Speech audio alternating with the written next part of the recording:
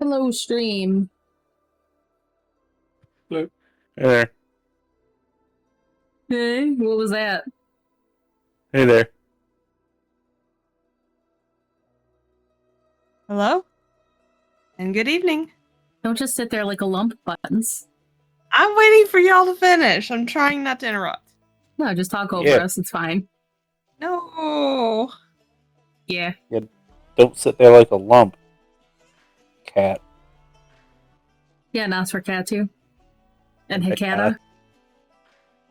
That's what they do, though. And Potato Cat. He's around here somewhere. No, I have woken the dragon. I have woken the dragon. Oh no. Yeah. What a terrible thing. You mean the Wraith? Yeah, something like that. As long as it's not the screaming Wraith that you guys encountered the other night. That's a shoulder. For those of you that are curious.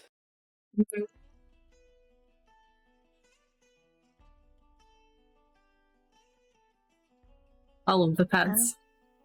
Wow. Oh, no. Not all of them, however. I know. Less than half of them. Yes. Two Plus of the more... quarter? 1/4. Two less camera shy ones? Yeah. Boone wasn't exactly camera shy, though. No, his eye is just still not very public friendly. Still got a face for radio. Yeah. I guess that's what happens when you are Cane Corso. Aww. Yeah. It looks a lot better, it's just, yeah. Those braids are pretty prone to it. Yes. And for those of you curious about what that is, cherry eye, don't look it up. No, it's gross. Yes. Which is better. Not fixed, but better.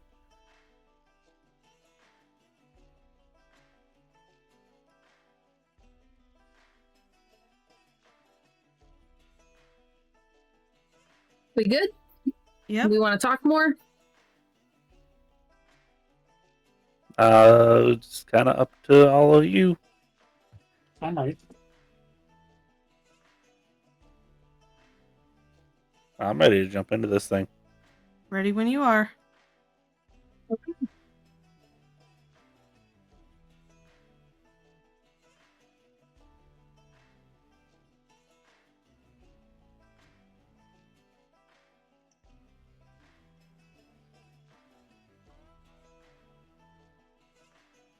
I forgot. I still need to fix our intro video. I definitely forgot about that.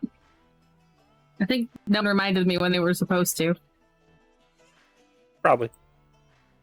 Cool. Oh, we're here. I'll put a notification on my phone to do it next time. Thanks.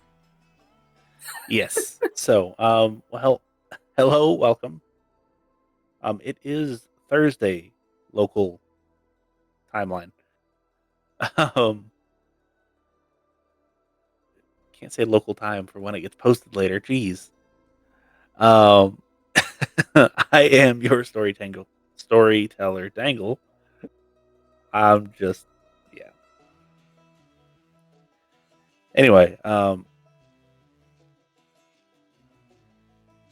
this is our Hunter, Star Hunter Chronicle, and this is World of Darkness. Well, these subjects probably won't come up in this particular episode, or subjects that allude to what I'm about to talk about. Being World of Darkness, there are dark elements. So if we encounter any of these and they strike a chord with you, either mentally, emotionally, physically, or spiritually, and they cause distress, please take a step back if you need it. If you don't need it, okay, not that big of a deal, but if you do need it, please take a step back. And make sure that you're okay to proceed before doing so. I want everybody's mental and physical health to be as good as they can be. So please keep that in mind.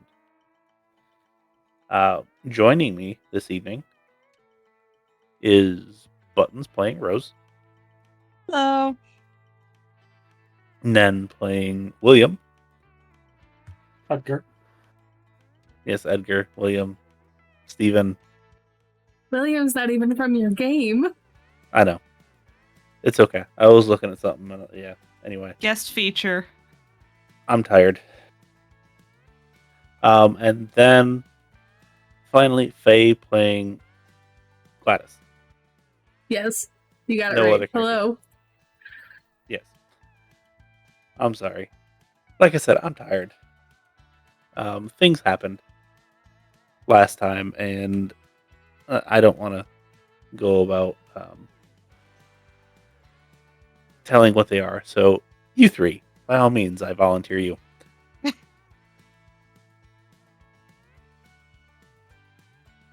We had to beat up an old lady to get a magic box back before it burned people alive. I mean, that kind of sums up the end of that. Yeah.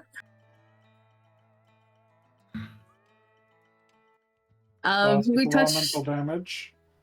Yeah, some rough subjects were touched on. We got the box. Everyone who we cared about lived. We did not take the daughter out of the city. She decided to stay with her father. We got a new contact, and then we left. Edgar and Rose went directly back to the place, and some stuff happened in downtime. Gladys popped over to see, I can never remember his name, oh my goodness. Gareth. Before heading We back. literally talked. I know. We talked about this before we even This got on happens here. every- You said his name. I did, without thinking, but this happens every time I try and... Anyway, she went to talk to Gareth, and then made her way back. We had some, like, headbutting, a little bit of headbutting. Some sanity came back to all of us, although I think Gladys is still down one. Edgar, too? Yes. Yes. Yeah, we got some And technically sanity speaking- problems. And technically speaking, during this session, it will still be subtracted, but it shouldn't, theoretically, unless you specifically go looking for things, come up. So, Yeah, we'll be okay. I think at the end of tonight's session, Gladys's foot will be fine. Heel, whatever it is, ankle. yes. I think it's technically foot. I don't remember. A house fell in her. That's all I remember, and it was not good. Yep. And then we left off on some ominous words. Which ominous words were that? Something has to change, and it will. I think that was it. Something like that. So, we are actually going to start with Gladys prior to her arrival back at the garage.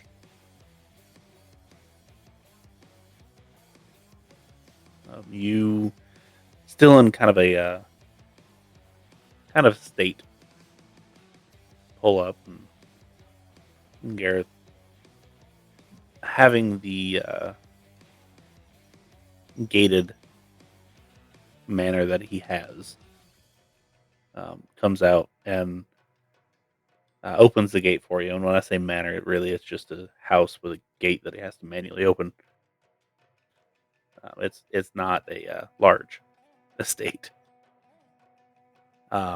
It's big enough to have an actual library, but not like gigantic.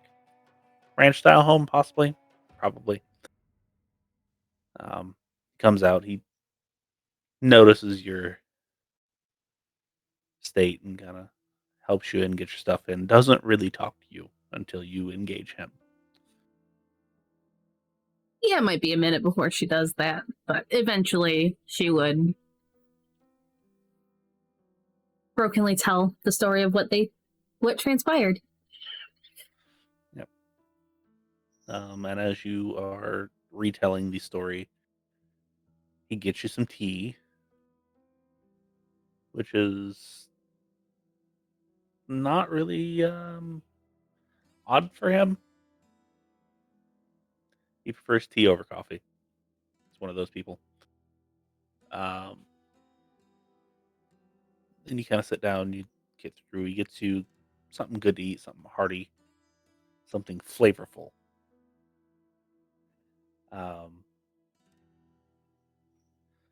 And he kind of helps you at least get back to somewhat normal.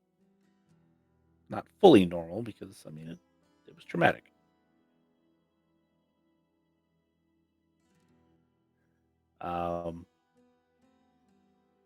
However, the following day, he calls you into his library. Go. Then he has a couple of texts out. And he's like, I don't know how much these are going to help with what you're looking for, because I don't think you can fully understand or quantify what that is out there. No, I have some slight ideas about the mechanics behind it, but not what it is. Right. So then he kind of just hands them over to you. One is untitled. You open the book up, it looks like it's all hand-scrawled notes. They are not Gareth's. It's like, that one has been passed down for quite a while. Quite a few iterations of that. If it starts to fall apart while you have it, I would implore you to copy it into your own handwriting. It's the information is about 600 years old. It is about what angels are supposed to be. Said that was the original thought of what that was supposed to be. So let's give you That's what concrete. they claimed. Right. Let's give you concrete evidence of what it wasn't. Did you, by chance, tell him about the Massachusetts incident? Because he would have asked about your foot. Yes. Yeah. Okay. He would also have a index of sort on how to deal with demons.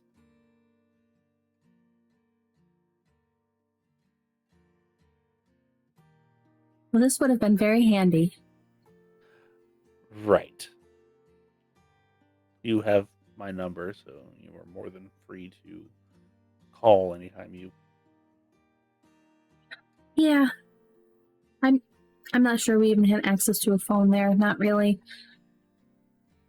How screwed do you think I am that I used its name? It's not heavy, but if you haven't been chased down yet, you're probably okay. At least short term. If you run into anything that would be adjacent to things that it entails, there might be some issues there, but for now, you're okay. Hope it stays like that. And then lastly,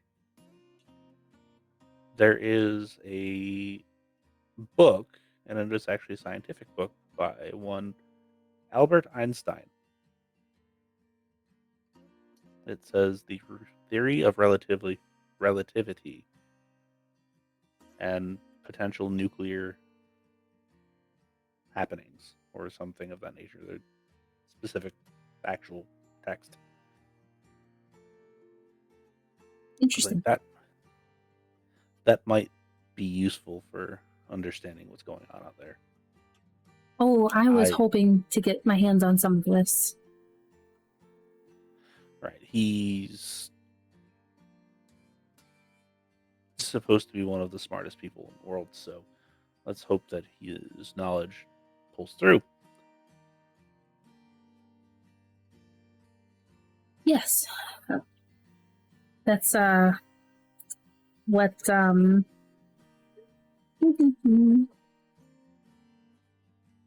Lewis had started talking about, I think. Right. Not Lewis. Whatever his cover. I forget what his cover was. Thanks. I think it was just John. Yeah. I know it was very generic. Jack. Okay. She would say Jack, not his real name. Yeah.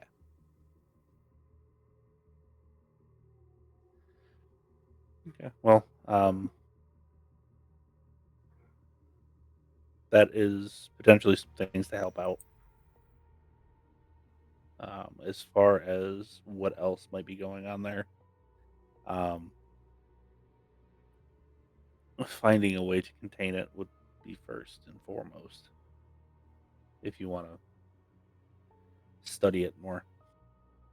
I do. I think it's if only so it's possible to pass down how to contain it in case something like this happens again. Right. That's because from what you said, there's a ritual to make it come out and do a deed and then go back. Yeah, but if it didn't have a directive, it just kind of did whatever and didn't disappear. Right. And obviously we don't want that to happen because... Exactly. So knowing how it works and how to combat that is, I think, something we need to, or I want to do. Right. So when you figure that out, let me know and I'll be more than happy to help you assemble or at least help pay for whatever you need. Yeah, I probably will be working on making some areas to do that. Okay. Like I said, let me know. You are free to stay as long as you feel like you need to.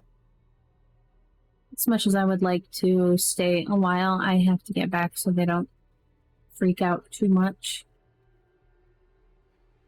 That's fair. Still, at least stay until tomorrow. Yeah, I need to get my head on a little bit better. Right. But yeah, hopefully those will give you some direction as to how to deal with certain things. Quite helpful. Is he giving her that first book, or does he? Yes. Okay. Presumably, he has probably memorized everything in there. Fair enough.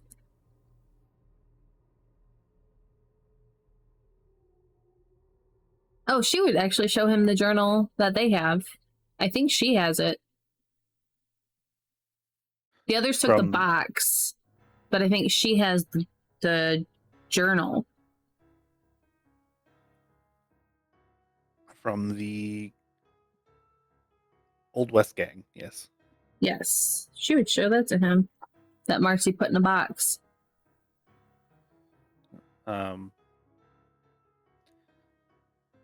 He would do some actual handling of it.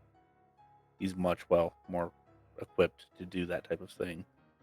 Better environment for it too. Yeah.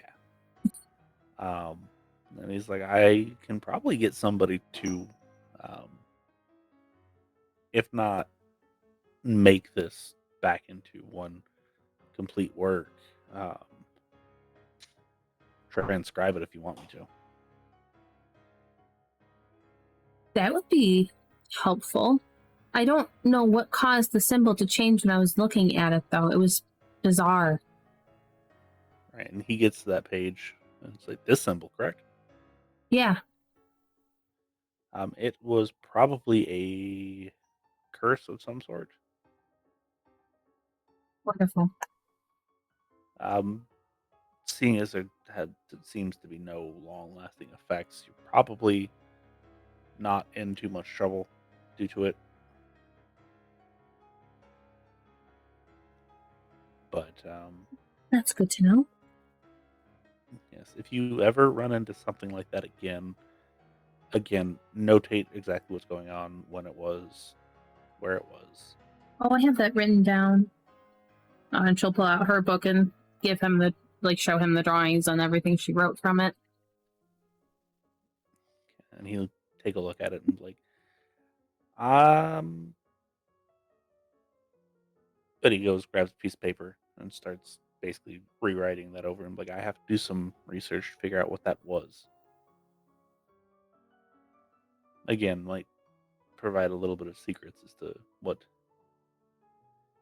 you're dealing with. Yeah, the second one, from the information I got, was from a cult called Deadlight or something like that. Sun Eaters, Light Eaters from Sumeria. Okay, well, that's good to know. Let me notate that down. If I can tell you if there's further issues that you might run into, I will absolutely let you know. Thank you. It was everything that we've experienced the past couple of months has been bad, but that one was rough. Sometimes they are. Good news, at least you haven't lost anybody so far. Right. It's been me coming the closest to that each time. Right. I have a tip for you, but I don't think that you want to do so. Exercise and run more. No. Push them closer. They're stronger than me. Even if I wanted to, I don't think I could. The old adage of, if you're running from a bear and trip your friend, follows for things that stalk the knights as well. The problem there is I'm usually far enough behind them that I can't trip them. Right, but they also wouldn't see the crossbow bolt coming. So. That's true. I don't want that to happen, of course, but I'm getting sick of being the one taking the brunt of everything. Or at least that's what it feels like. Because, she'll gesture to her foot. Right. Sometimes that happens, and sometimes it feels as such. It's an unfortunate side effect of being in this life. But I prepared you for the worst, so, or at least tried to. Right, and I would probably be much worse off. Right. I just didn't fully expose you to everything that could be. No. But that's okay. Reason for that. Yeah, for the first while of working for Nichols, I didn't experience any of that. And now it's nonstop. And that's what I was hoping that you would stay at. What do you know about her? Well,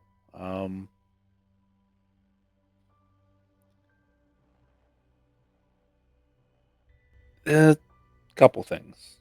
First and foremost, she's a late widow, or a widow of a former army. I think he was captain. The um, official report says that he was slain in a church fire when he was trying to stop German spies. I don't believe that.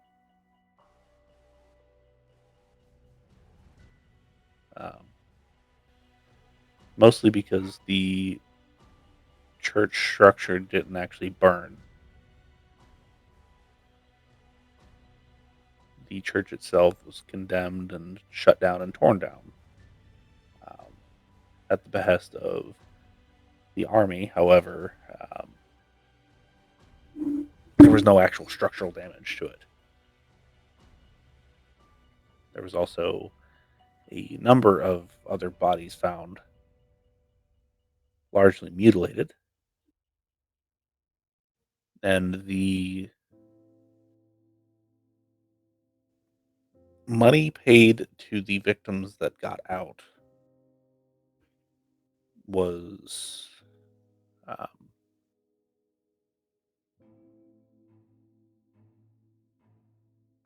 questionable at best. Seemed like a much larger sum than should have been. Because, mind you, this was 1921, 22, somewhere in there. So $650,000 to Miss Nichols for life insurance is a bit much, and $100,000 for the rest of the survivors seems like a bit much. Were they ever specifically told not to mention that vampire story?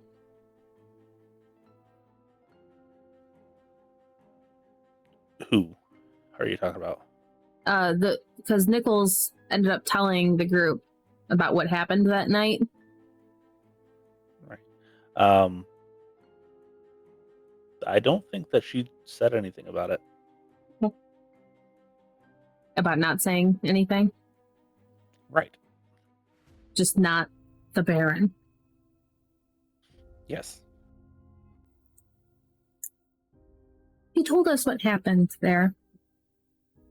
And then Gladys will explain. So apparently it was vampires.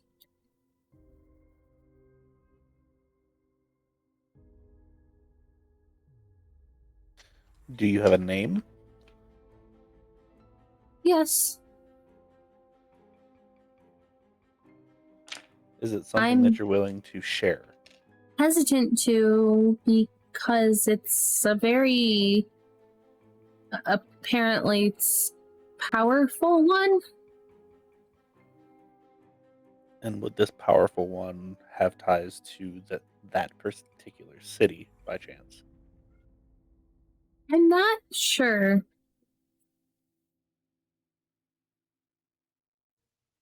Can you give me a general description of what you know about them? You don't have to say a name. I will make assumptions on my end.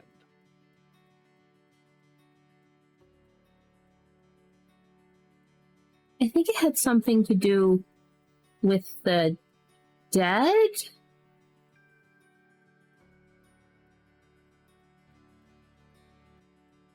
And the lovely people who were trying to bring it back had... I don't know. There was something to do with that. Okay. Technically speaking, that could be one of like three, but I will make a assumption on one of them because I don't believe they're Italian.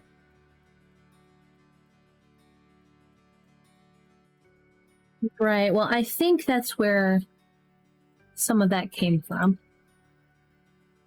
Right. Okay. Um,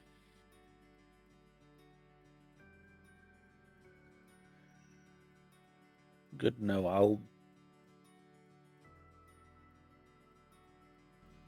put that with my records and bounce that off a couple people that can talk about the incident.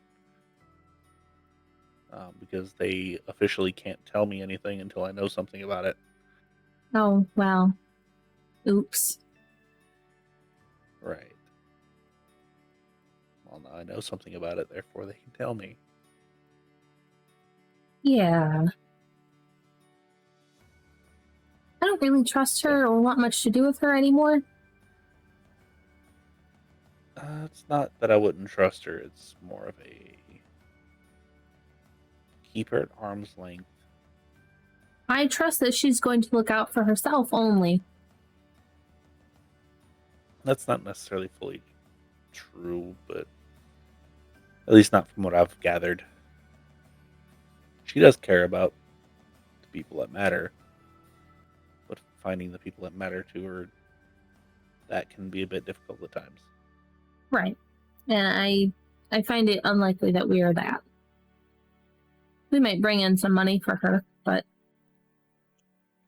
So in that aspect, you do matter. not sure how much- happy she is going to be after this last one didn't go through her, though. I don't think that she's going to care.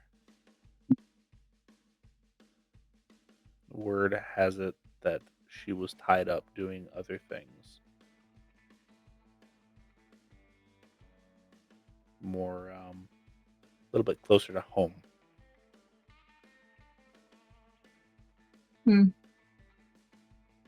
What's the rumor that she was dealing with? Well, there was an escaped convict that she was charged with tracking down and returning. She succeeded, by the way. It took about 3 weeks trudging through mountains of Appalachia. Yes. Well, guess that's something we have to deal with when we come back. It's her when I get back. Something tells me that she wouldn't have sent you guys on that one anyway. Oh, I just meant in general. We didn't end things off on a good note. It's fine.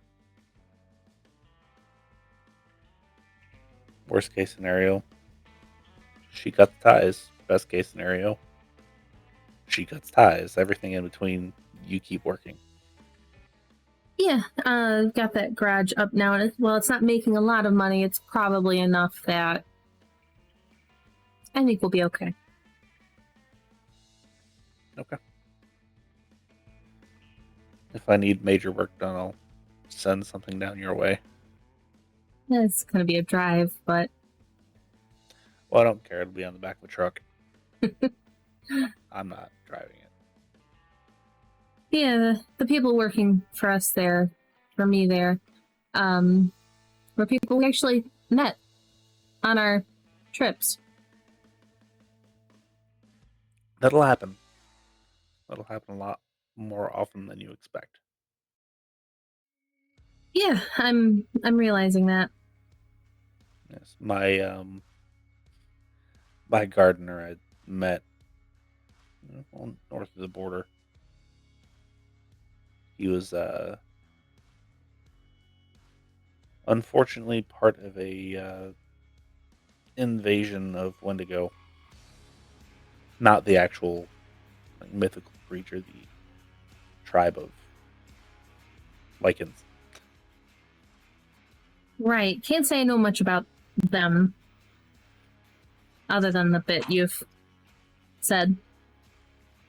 Yeah, they, much like the rest of them, don't like silver and other items. Good to know. I really hope we don't run into those. If you do, give me a call. I'll have Yeah, tips and pointers. I will. It's unfortunate that some of these places just don't have phones that we go to, or easily accessible ones. Where I don't have to worry about it being overheard. Right. They are working on portable ones, if that makes you feel any better. I mean, yeah, once they actually release to everyone to use, that would be lovely. Well, in the meantime, I do have one more parting gift. And he walks over to a cabinet and he actually pulls out a handset. And he's like, if you just find a phone access point, you can clip this onto incoming and outgoing wires. It'll connect you to an operator and you can ask for whoever you want. You just have to have the actual number. Oh, now that's helpful. Yes, I may or may not have taken it off a phone truck at one point. Like a phone company truck at one point. Highly illegal, by the way, but useful. You know, I'm sure it's fine. Thank you.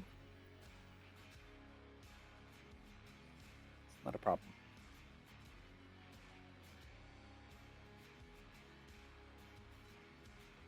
I think I'm gonna go lay down. I need to just sleep. By all means.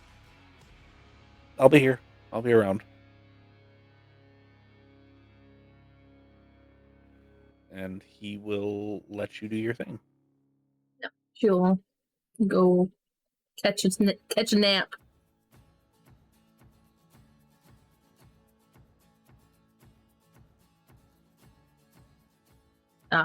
But she'd probably leave either the next day or maybe the next night, depending on how many days she can get away with. As long as you want. Yeah, but you don't want the others to worry too much. So maybe 2 nights, leave the 3rd morning. Okay.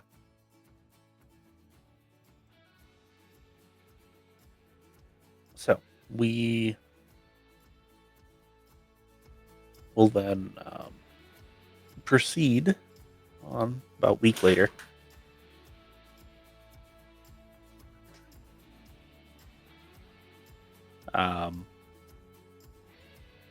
And you all are in the shop doing your various things when you hear the front door open. And then you just hear Edgar! I got some old guy here asking for you by name. Edgar will make his way out. And it is your old army buddy, along with 2 other individuals. They both seem to be in black suits with sunglasses.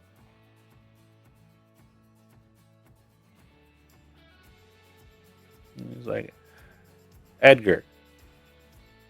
Yep. So, I have given you plenty of time to give consideration to what I had proposed.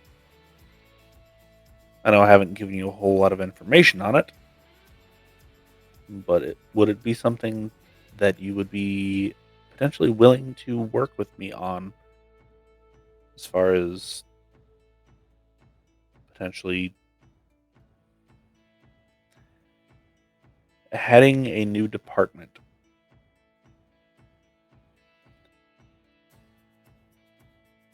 It wouldn't be now. It wouldn't be in the next couple months. It would take a couple years probably to fully set up, but getting the ball rolling now would be a good idea.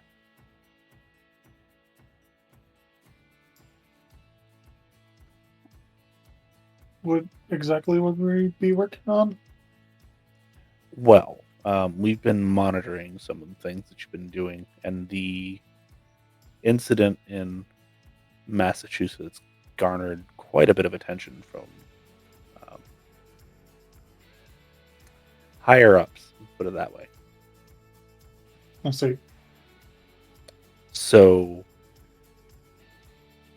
it would be similar things to that. It wouldn't necessarily be that in particular, but something similar. We would probably focus more on the vampires and shape changers of the world rather than extra planar. I don't even know where they come from. Beings.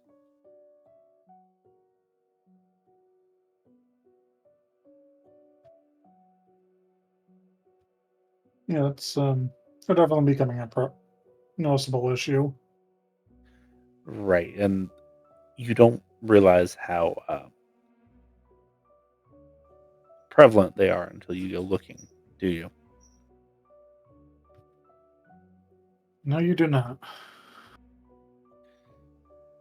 So, officially, and he kind of looks over to the guy on his right. He's like, if you would please give Mr. Edgar here the papers to look over. This would be your contract for employment. Do you have any other individuals that you would want to potentially bring in on this project? I have 2 people I've been working with who may be interested. Well, if they have time, I have time right now to meet with them. If Edgar will. I think they should be open. Edgar will go grab Rose and Gladys. then you come out and there's a man a little bit older than Edgar, not a ton older, and 2 younger gentlemen standing in your lobby. Hi. What's all this? Well, officially, we're here to offer Edgar a job. However, he has told me that you 2 are capable, at the very least, and has been working with you for a while on special projects.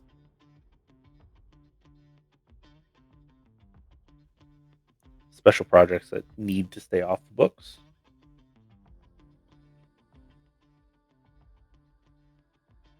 No one else is in the garage? It is just you 6 in the lobby reception area right now. Would you rather come to the back and talk? If you have an office that we can talk in, or a library, or whatever you guys have here, that would be better. Yeah, I think we have a library that we can go sit at. Right. I already knew that, by the way,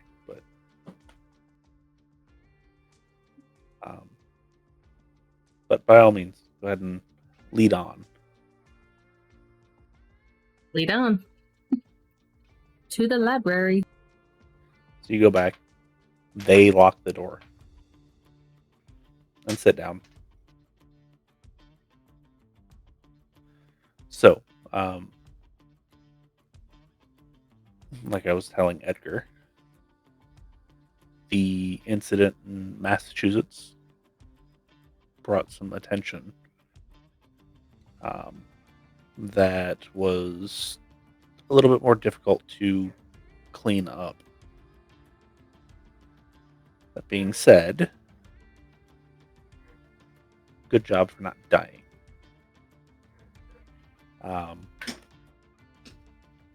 Our projects that we might have you guys help us with aren't going to be of that nature. They would be more of the grounded type, something that is a little bit easier to combat, like, I don't know, vampires or shapeshifters. Still things to be taken very seriously, however. Easier to Well- deal with than what was there. What kind of shapeshifters? I believe some can turn into wolves, cats, bears, and aquatic animals.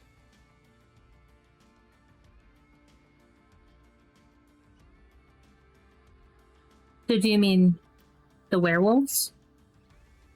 Some of them, yes. Those aren't exactly easy. Right.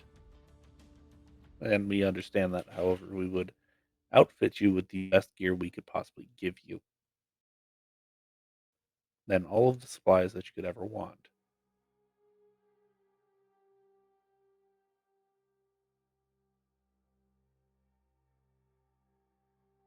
And what's the catch?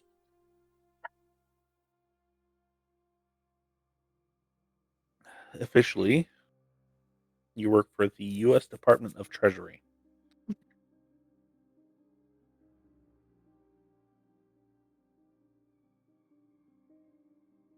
Well, that's quite the place to look for. And what about unofficially?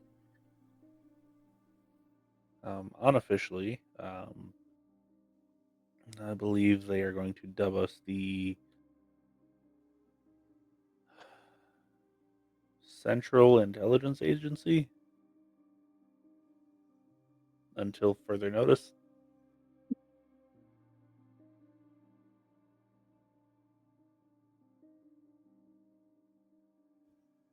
So what's the catch? We ask you to do things, and there's no saying no. Wouldn't be anytime soon. We have to set up actual headquarters. So how do we know that you won't ask us to do something that we're necessarily against when we can't say no? Well, what are you against? Depends on what the situation comes up. If it turns out that we're helping one of them, I won't do it. Even if that's what you want us to do. Okay.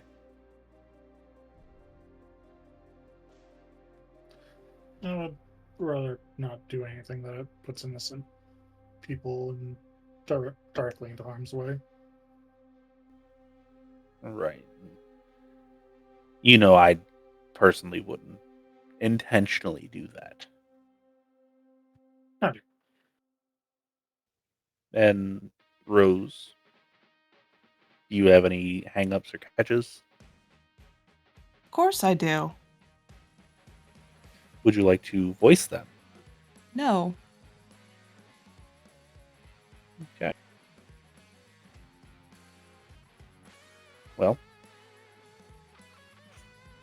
so far the very basic idea of what's going on. Are there any qualms with it? Besides the just do it and don't ask questions and don't say no.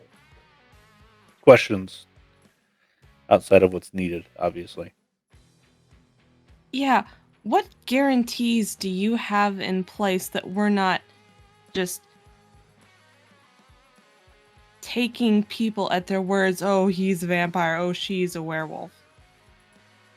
Well, Is if are- you get into a situation you see otherwise, if you have actual proof, you can come back, put that in a report, and say you're good. But I promise you, it's not going to be a whim of oh, they're this or they're that.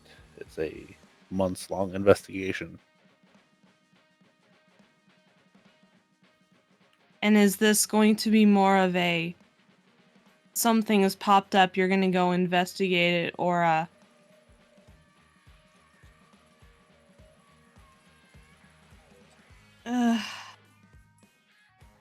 This will be we have somebody out there that has been investigating for months. We have multiple teams to go in and take care of the issue. Please assist.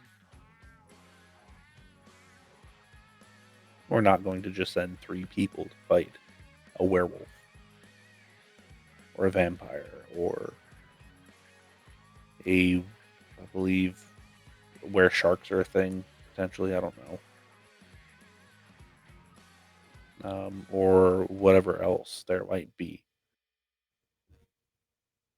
It's not something we take lightly. Ideally, we will have an entire agency dedicated to this, but until that is fully committed and fully funded, we will do what we can with what we have. Right now, we have roughly 30 people that have agreed to work with us. And this is just in the United States. There are movements in Europe right now that are doing much the same. We're trying to make this a global task force rather than just a local. And if we decline, are you going to dog our footsteps for the rest of our days?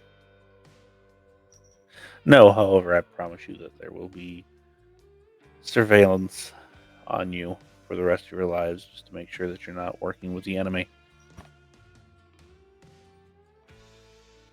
You say that like you aren't doing that already, because apparently you knew we had a library that we were gathering. Right. And knowing a layout of the building before we enter it is not the worst thing in the world. And No, your but fence back there it's got some holes in it. Taking a quick look around and look in the back door isn't necessarily that hard.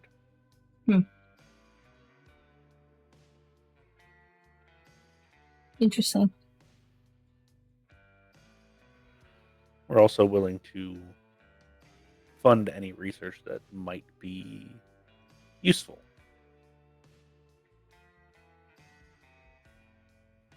If there's something that you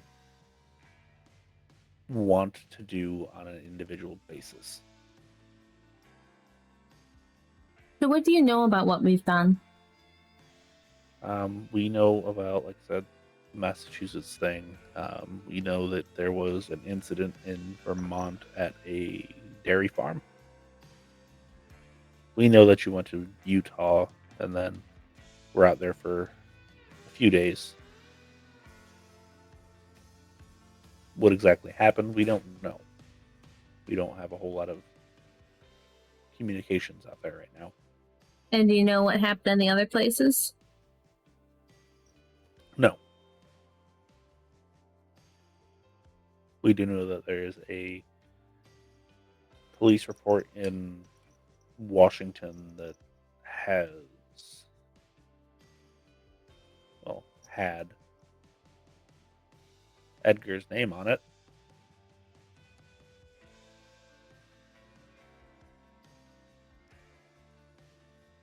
It no longer has that, nor any of his accomplices that we just expunged, which I assume is you two.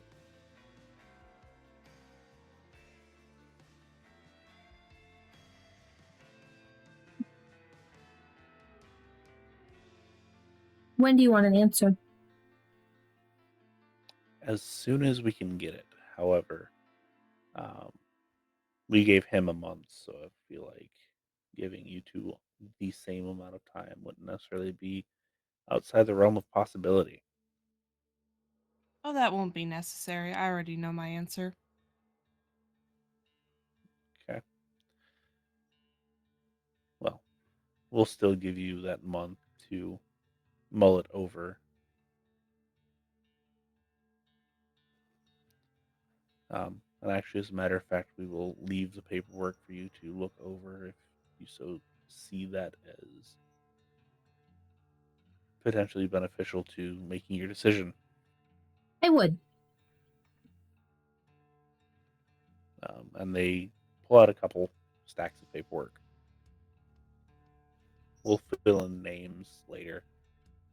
we'll need legal names, not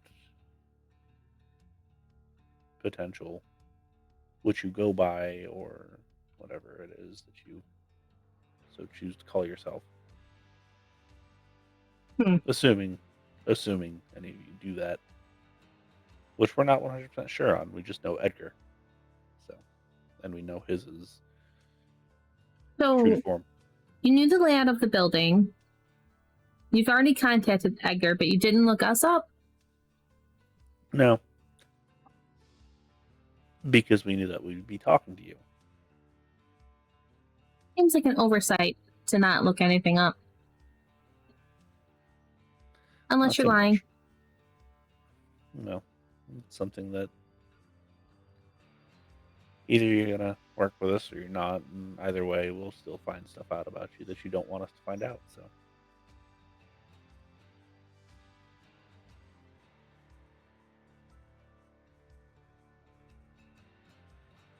any other questions before we leave? No, I think I'd rather read the paperwork first. Okay, well, you three have a wonderful rest of your day, and we look forward to hearing from you. I believe Edgar has our card, Yes, I do. so we look forward to it. And Edgar, now that you've actually got the paperwork, the sooner the better, but we understand if you have to look that over as well. Goodbye. When Good they day. stand up, unlock the door, and walk out of the building. Smokey comes running in about 30 seconds after they leave. Who the hell were they? Suits.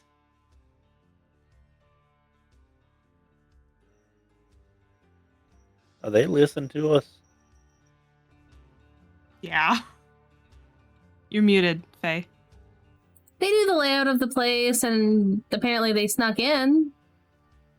So we need better security here, I think, is an investment to make.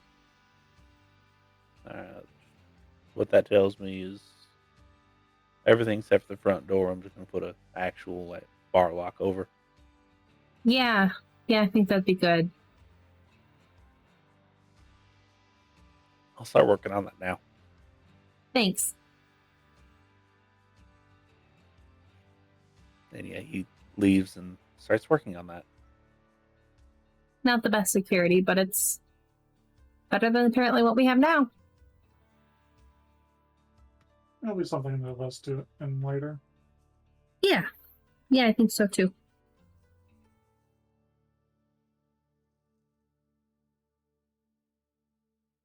Now, if I recall correctly, Edgar did not tell the group about this. He did not. So, Edgar? Yep. Why didn't you say anything about this if you knew it was happening? He didn't go into a lot of detail in his letter. He just said he was setting up something.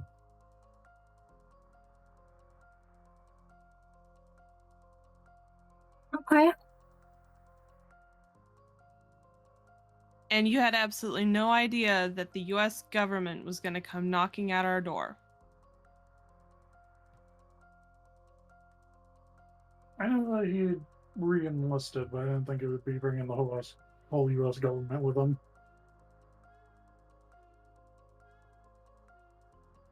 It's a tempting offer, honestly.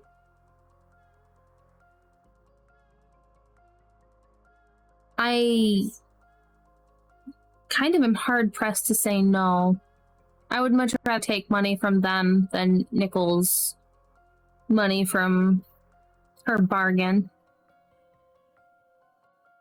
Oh, forget the money. You trust the government to dictate who should live and die?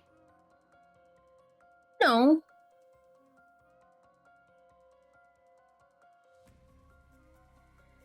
But maybe we can negotiate for some agency there.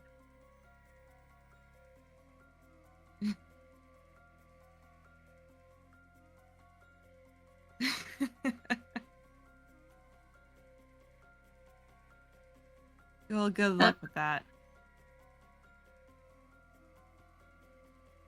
I didn't even use my real name. Do you think I want to do this? No, not particularly. However, I feel like it's a bigger safety precaution than whatever the hell Nichols is throwing us into. Okay. You guys can go do it. I don't care. And Just don't drag me with you. are you still going to work with us then? It depends. I don't mind what we've got going on here when we have some agency, but I'm not going to be at the US government's beck and call 24/7. No, so you'd rather be under the beck and call of someone who has worked with a very powerful vampire. Oh no, I'm not planning on staying. Never was. This was to get my feet on the ground.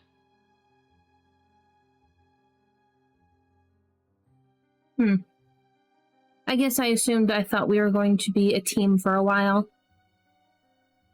Well, yeah, for a while, but not forever. I never said forever. It's been a couple of months, though. You think that's enough to be alone on your feet? No. And they said they're not gonna get everything going for several months at least either.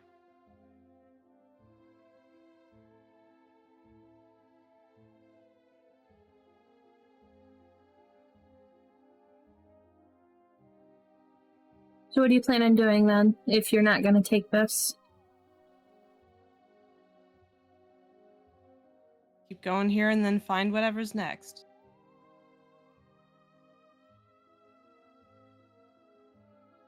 Look, I don't know about you guys, but I didn't expect to survive this long in life in general. So I'm just kind of taking everything one day at a time. I expected to do my best to not die. That's my goal. This is just try and make it through. Do what I can. Make a difference. Stop them from doing what they're going to do.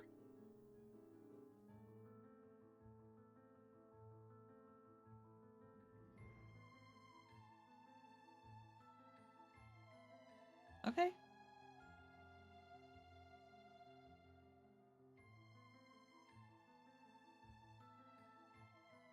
But you, Edgar?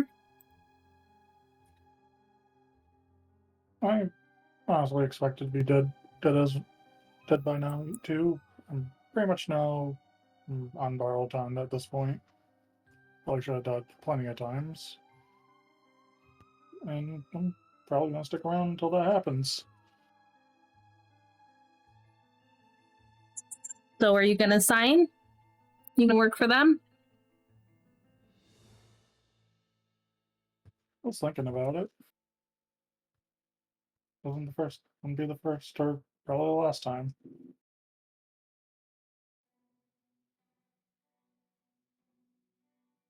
I don't know if I'm going to. I said I'm thinking about it, and I think our chances with them are better than what we have now.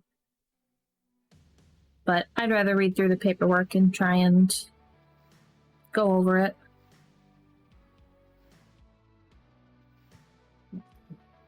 See how it lines up to what we have now. If either of you two want to sign and join me, I'd be happy to have you both on board, but if you don't want to, it's fine.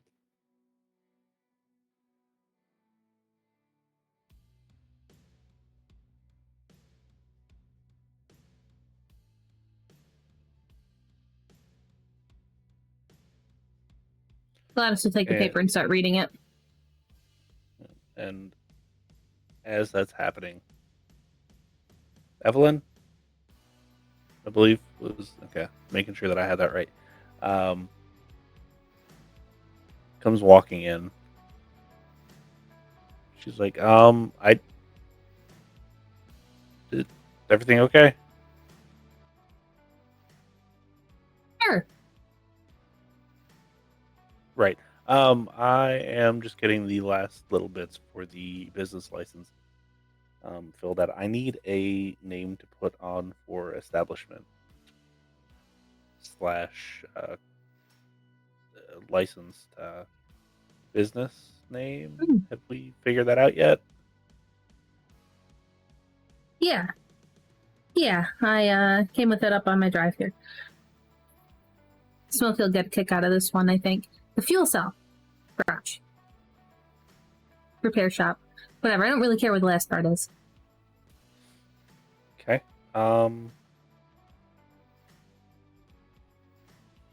I will take it to him, see what he thinks about it. Then you can see her like scribbling it down. Everybody else okay with that?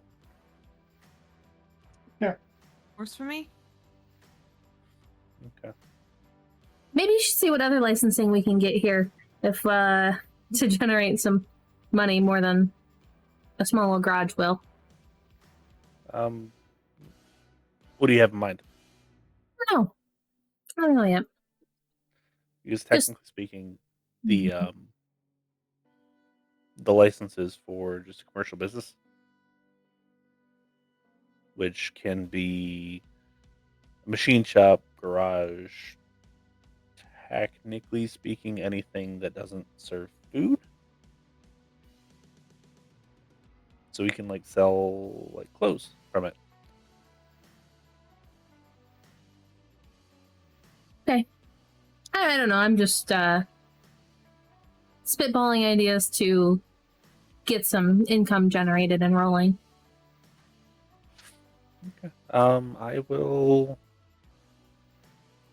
come to you all with some ideas. Okay. Okay. And she turns around and like, now where did he? Yep, I see it. Yeah, he's barring up the place because we apparently need better security. Yeah, he caught his beard on fire again. Oh. And she goes Living up to his walking name. over. Yeah. And she goes walking over, and you can hear him talking for a little bit. And, I like it. Good.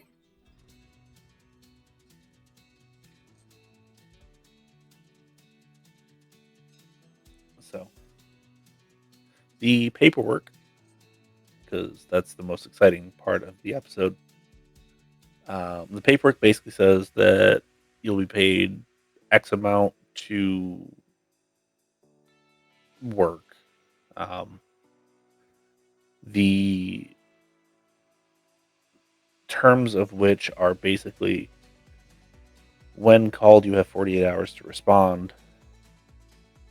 You are to have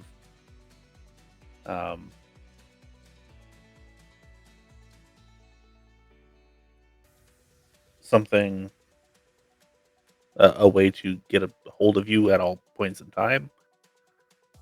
As far as a phone number, it must be up to date. If you cannot have that, you are to put in exceptions saying that you're not going to have that type of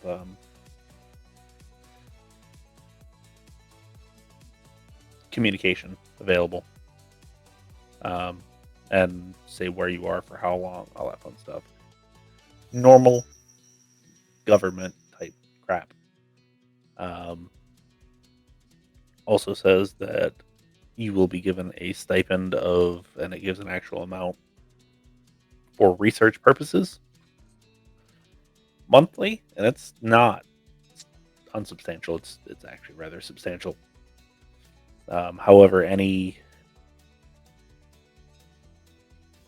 intellectual property is to be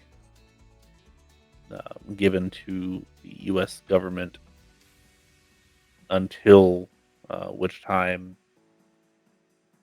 it is released to the public, and you will be credited with the creation. There's other stuff there too. There is also a clause in there that says if this organization goes global, there will be a amendment to the employment contract. It also excludes you from any military service that might be current or pending, or future military service. So that's good, I guess, if you're a young man in that time. Is there anything that looks like they are screwing us over on? I don't have politics, but I have academics. Does anybody have etiquette? That would be wits and etiquette if you do. I've got it. Edgar has nothing. Okay. And I assume nobody else has politics.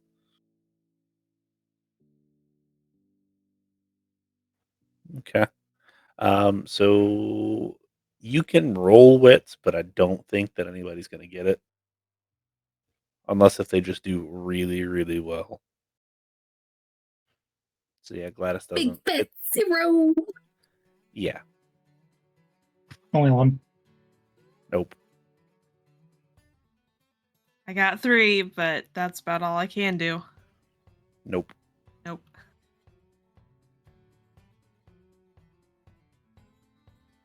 Would you like to call in reinforcements from anywhere? Yes.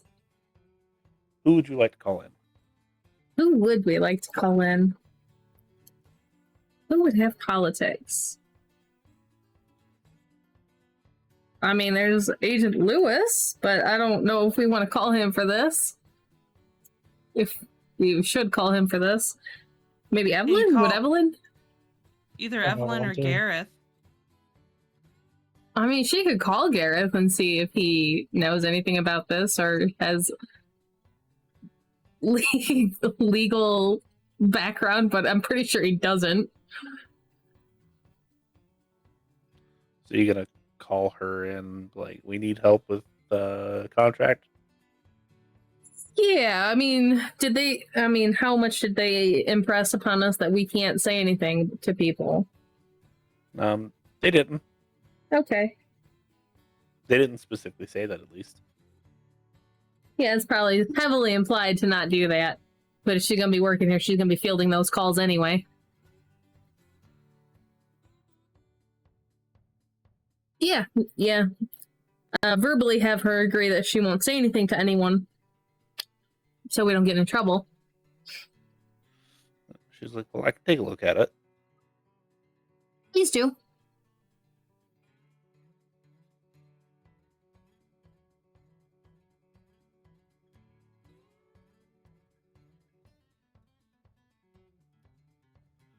And she's like, well, for the most part, everything looks good.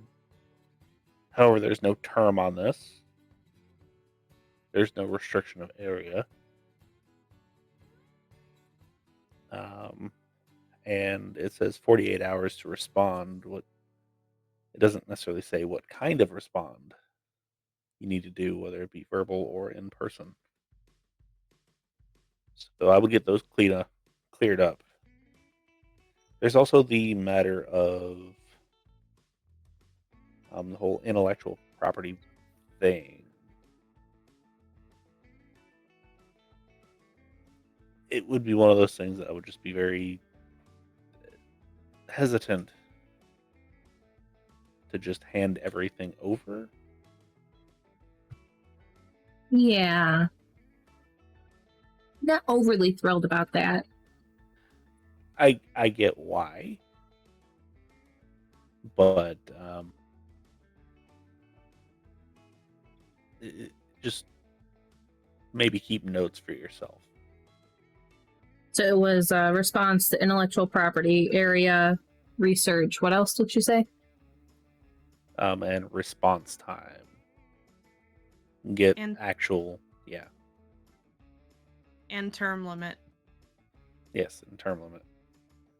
because most contracts like this have a term that they are good for. And then, if I may, one last thing, get actual duties written out as well. I understand that they keep it vague for a reason, but I would get specific duties written out so you're not shoehorned into doing something very, very dumb. Right.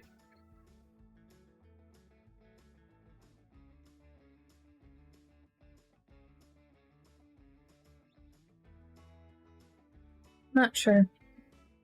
Do we have a contract with Nichols? No.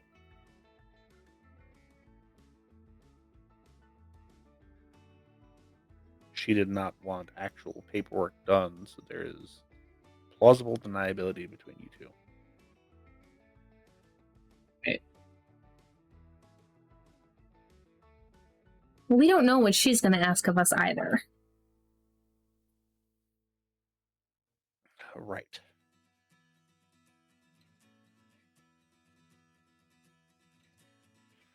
Do you want me to set up a meeting between you three and her? Suppose we should. Okay. I will do that then. Next week. Turn to the other two. Yeah, that sounds good. I don't have a problem with that. Okay. So she'll write it down. She'll be like, I'll set something up for next week. Make sure everybody's good with it before actually agreeing to it. Okay. And she'll walk out.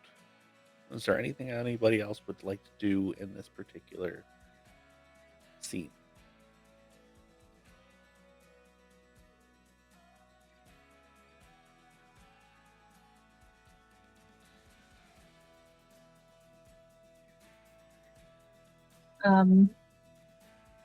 Let the other two don't have anything else to say. Gladys will probably go check on what Smokey's doing. He is currently welding steel to structural supports to make a receptacle for a bar style, basically a blockade.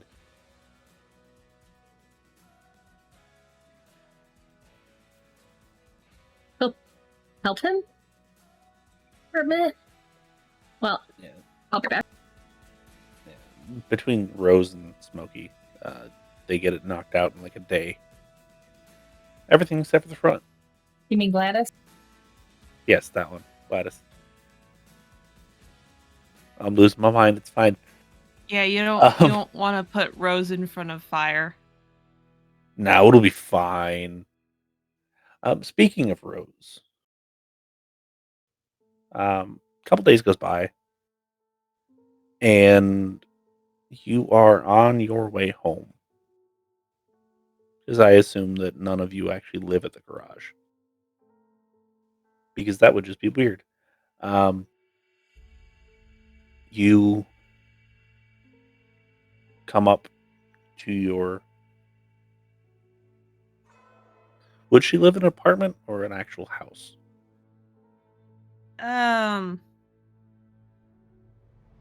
She'd probably live in a house. She doesn't like being that close to people, I don't think. Okay. So you come up to your house, and sitting on your front step is a woman that you're very intimately familiar with. Young woman, looks a lot like you. Looks a little bit younger than you. And you pull in, walk to the front door, and she's like, Rose?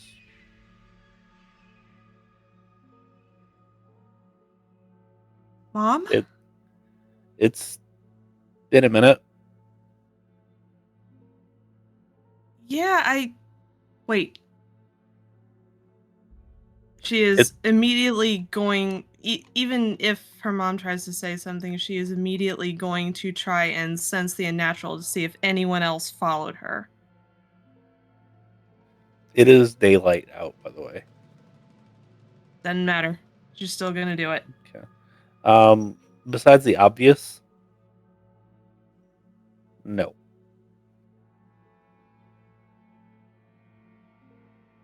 Okay. Okay. Can I come in? Yeah, you better. Yeah. Okay. You unlock the door. You both get inside, and I assume Rose's house isn't huge. With just a small 2-bedroom. And she'll sit down on your living room furniture and it's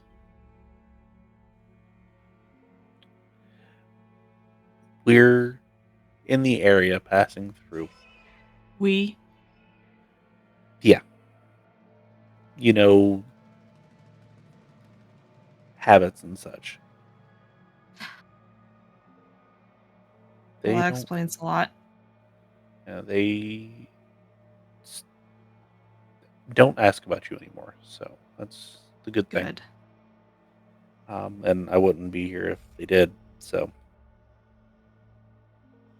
I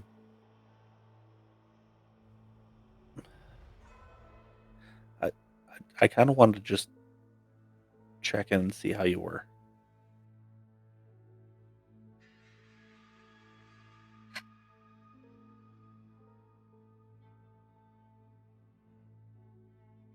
Well, I'm alive. Despite Obviously. many attempts to the contrary, I am still alive. Well, at least they're not making those attempts anymore. Lucky for them. Right. One thing that they did say not necessarily a long time ago, about 6 months ago, is the offer is still on the table if you wanted it.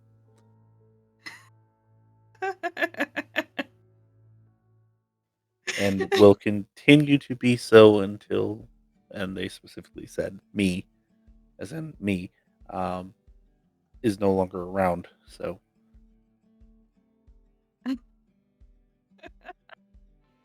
they're still quite enamored.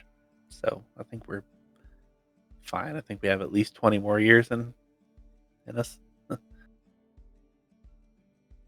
Right. Right.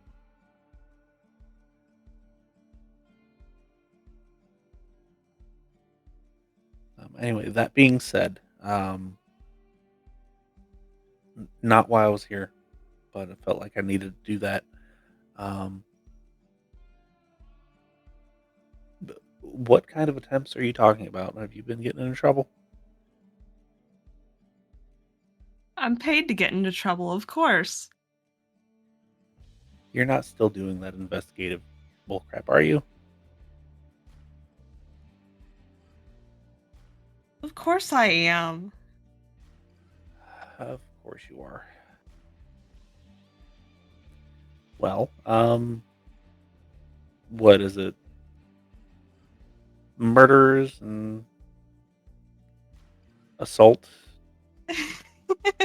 No. Or And Rose is actually going to take out the green crystal pendant that she's been wearing and pull it off and show it to her mom. what It's is the this? real deal. What exactly is this? A feathered serpent scale. Where did you get this? Washington. Great, now we get to go to Washington.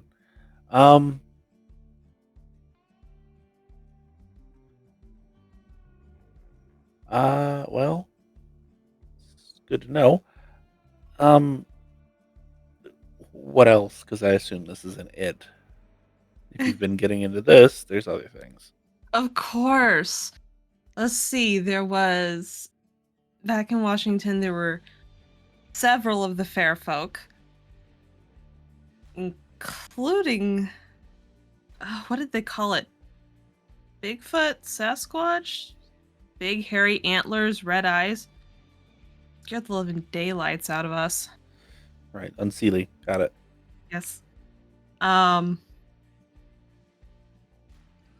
man, there was a cow farm up in the northeast New England area. What kind of fun things did you see there? I think he said he was a Samitsi. Oh, that's not good at all. Poor guy got driven mad. Well, when you literally live to collect things and flesh shape for the most of them, they're usually very brutal and quickly lose all sense of humanity. So, yes. Not as bad as La Sombra, though. They typically lose it quickly.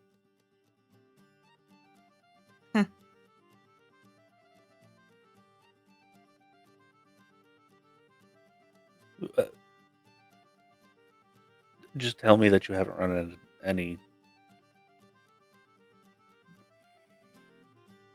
what? werewolves yet. If we have, they haven't shown themselves. Well, that's good, because that would be the next place after Washington that we went. If you do, I ask not to tell me, because that, the tendencies of, well, Yeah, I'm gonna be honest, I don't think it's the werewolves you guys should be worried about right now. We had some feds come knocking around, couple days back, wanting to draft us for some special intelligence, whatever, that they were putting together specifically to hunt vampires and shape changers and more on the ground things. I honestly don't think that's going to get too big. They already had like 30 some people. Right. 30 some people in 50 states. That's less than one per state. Which I think technically right now there would be 48 states, but fuck it, it's fine. They were really pushy though. And I can't imagine there are going to be many people that are as foolhardy as I am to stand up in the face of lifetime surveillance and say, fuck you, to the US government. Well,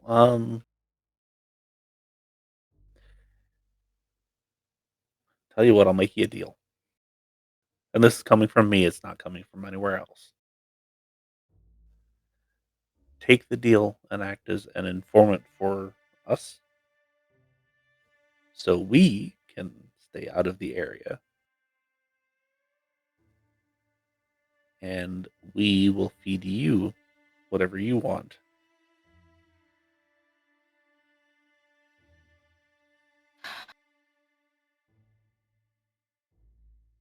An amendment to the deal. I'll do it for you. I'll give you the information. Whatever you choose to do with it, beyond that is your business. Right. The longer that I get the information and give it to other sources, the longer that we can continue to talk. So I think right now, if my deal were to end, it would be catastrophic. And I believe that's how that works. At least the literature that I did get from it is, once the source is cut off and after everything runs out, the length of time that it was active is basically doubled and it happens within days. That would put me at, let's see here, I'm 40. What?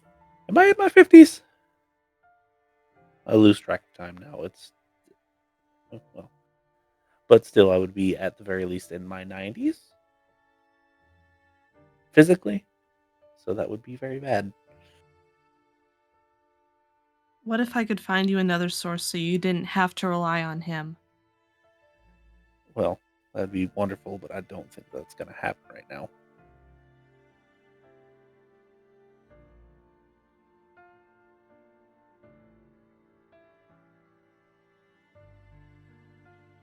If you can, and it's a friendlier source, I'm open to it. But let's be honest here, that's probably not going to happen anytime soon. All right.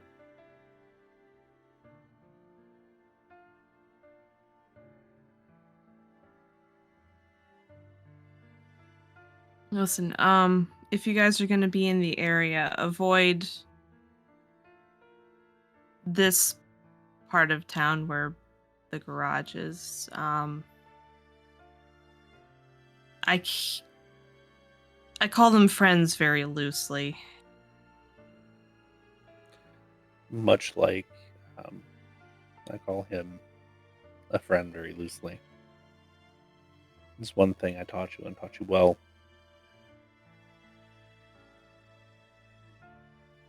Anyway, it's getting later in the day, and if I'm not there when he wakes up, you know how that goes. Yeah. So, I will write you when we get where we're going, okay? Okay.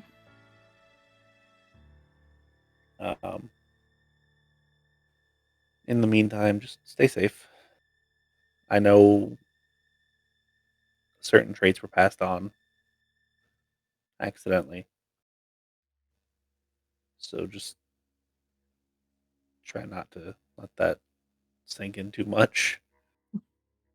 Oh, don't worry. This helps a lot. And she'll dangle the charm again. Have a good rest of your day. And remember to lock your door tonight. I will. He can't Stay go safe. inside without your permission anyway, but it's fine. And I always stay safe. Except when we don't. Right. Bye. Also, I hope you don't mind, but I may or may not have gotten a delivery of cookies sent to you, or should be coming relatively soon. The butter cookies, I know they used to be your favorite. I don't know if they are anymore. Thanks.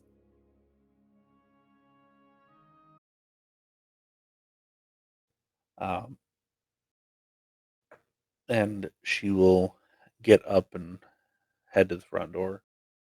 She pauses for just a half a second before she leaves, and then she steps out and starts walking down the street. Is there anything that Rose would like to do after her mother departs? Probably just curl up on the couch and think. Okay. So,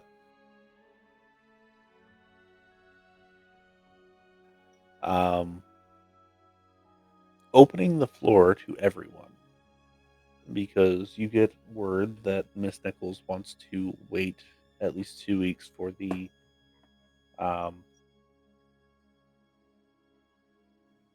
meeting between you. So you have about 2 weeks to burn. How would each of you like to spend that?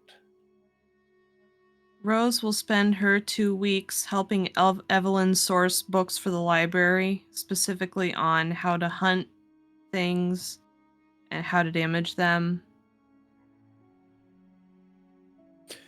Okay, and I believe you bought that particular perk. Yes. Okay. So rather than actually rolling, you use Rose a little bit on it. Or not Rose, Gladys a little bit on it. Get some information from Gareth as to who might have that information. Is there any specific beings that you would like to have that information on? Definitely the fair folk. Both Seelie and Unseelie. Beyond that, Rose would take requests from the others.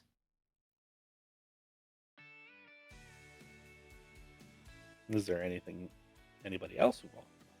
Vampires. Okay, so vampires. Demons.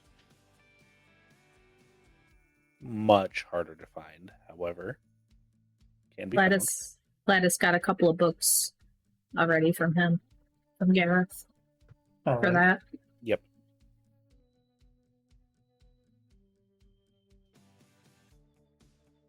Might also be helpful to just get some books on some of the more mundane things tied to the supernatural, like cults, how to recognize them.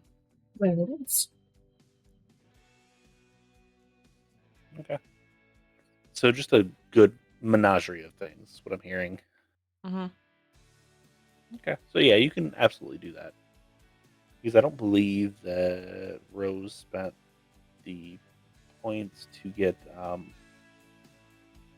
specializations on that. So yeah, a good menagerie of things. Doesn't cover everything, but it covers a lot of things. Probably most everything that you guys are going to run into in the immediate future, at the very least.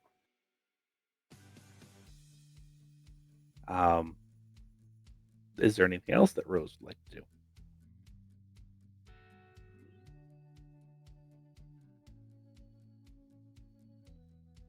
That's really about it. Okay.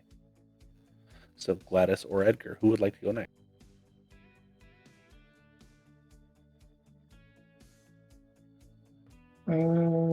Edgar will write to Leo and ask for clarification on the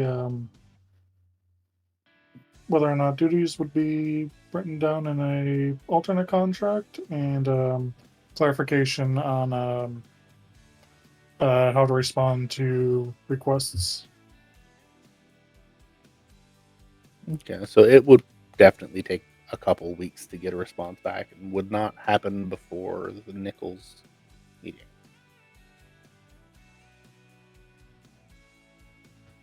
And Edgar is also going to work on training dogs. Okay.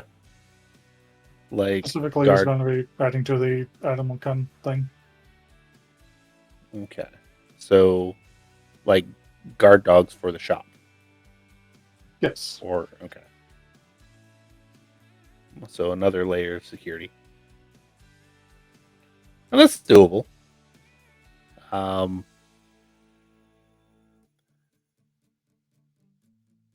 feel like that's something that Edgar probably did in the interim between getting out of the military and coming back to the States. I had some, honestly, probably shepherding experience, which is adjacent, can be adapted. So it's something that you could kind of retrain yourself before actually getting back into doing that with dogs. However, getting them would be doable, at the very least on site. Are there any specific types of dogs that you would like?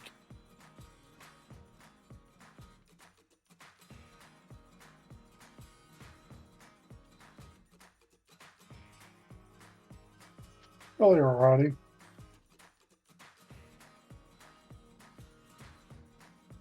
Okay. So yeah, that can definitely be doable. And you start working on them. They are a little bit older, already partially trained. It's just they weren't suitable for their initial purposes.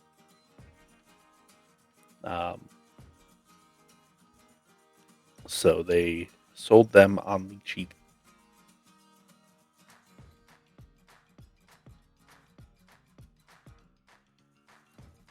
So that is what Edgar spends the rest of his time doing. And finally, Gladys. As we all know, Faye has lists. I have less of a list for Gladys than I thought I would. She would spend the time getting an area prepped for a laboratory and then begin sourcing the stuff for it. Okay. And that is absolutely doable. None of the materials for that are restricted in any way, shape, fashion, or form. Mm-hmm. It's mainly just burners, beakers, and other containment vessels. Yeah. Most of the minor chemicals that you may or may not need are also readily available.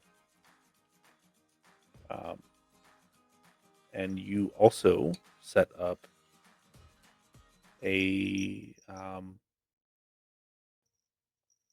portable being the operative word here, crucible setup. Okay. That is on Smokey's list of things to do for you. We're still getting the panic room made, right? Or is that done now? He is still working on it. Okay. Yep. Said he would be able to do it in like a week, right? Yeah. Yeah, no, it's going to take him at least a month.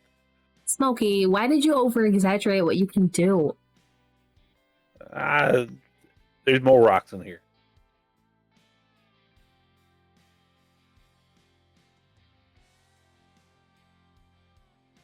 Good thing we didn't need it.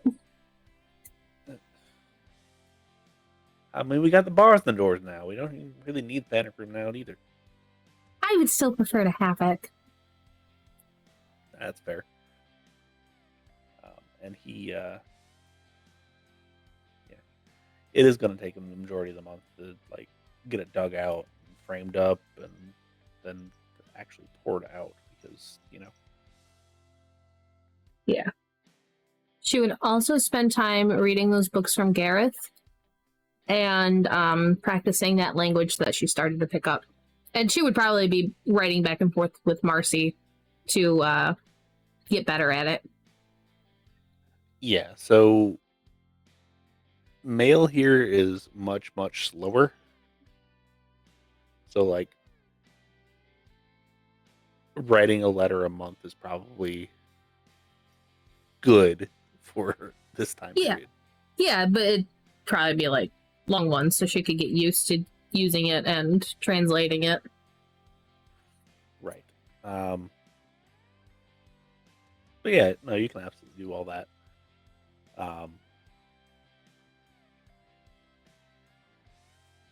So yeah, easy enough to do. Write a letter, not particularly about anything. No. Just to get some practice and get some critiques. Yes.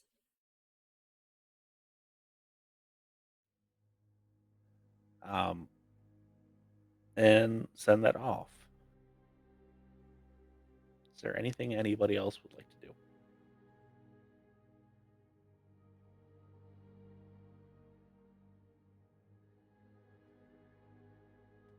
I think that is good. Okay. If there's time, maybe to start finally like refining that crossbow thing she has, or the bolts, just to make it operate a little bit smoother and easier. Yeah. So that you can absolutely do, kind of intermingled with the rest of the stuff. Can she work on hollow point or tips for the arrows that will kind of like shatter on impact? That is very much doable, actually. Okay. Will require a glass blowing station. Okay.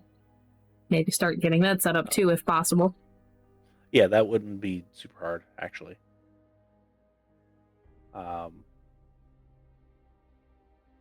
And then just an extra like pourable mold, which you already have the stuff set up for it. So, yeah, that's all stuff that you can absolutely do. Okay. It would be time consuming, to say the very least. Oh, I'm sure. These will not be used lightly. Right. We'll say that it will take a full week to make a set of 4. Okay. We can get the stats on those later. Yeah. And then anything else for Rose? That's mostly it. What time isn't spent procuring books is probably spent reading them. Okay.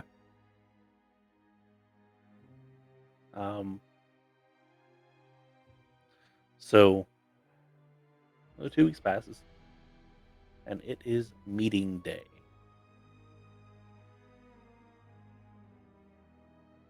You are summoned to Miss Nichol's office. You're walked up, and the elderly woman at this point, that is the receptionist and the bookkeeper, lead you in. Miss Nichols isn't there yet, but she'll be here in just a minute.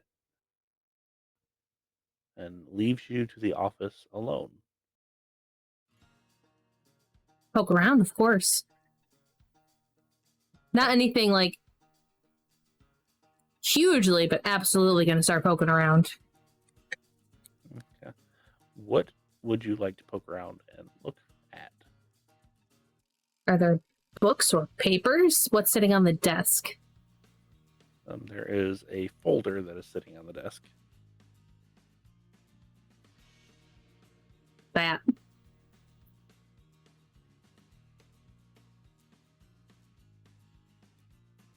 Okay, so you open it up, and it is just a picture of a guy with a arrest record next to it.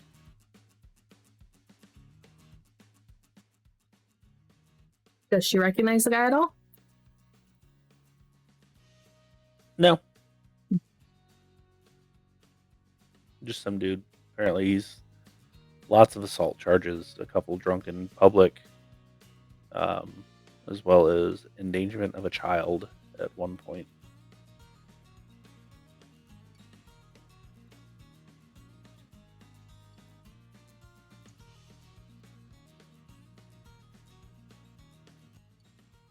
She'd look at anything else of interest here. That's all she'd do. You want to go through like filing cabinets and desks? Kinda. Yeah, I've got reckless, so yes, we're going to do that. Okay. So the desk is absolutely locked, which isn't surprising. Filing cabinets, on the other hand, are not. The majority of them are just personnel files from former employees, former cases. However, you get to one, and it is not locked. However, it is sticky. Mind you, Rose and Edgar, you're just standing by, and Gladys is doing all this. Edgar staring disapprovingly. Is it purposely stuck?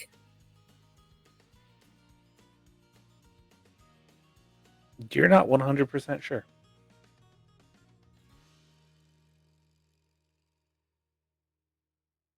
Nail larceny is not super good, but we're gonna try it anyway. Can she unstick it without triggering anything if there's something to trigger?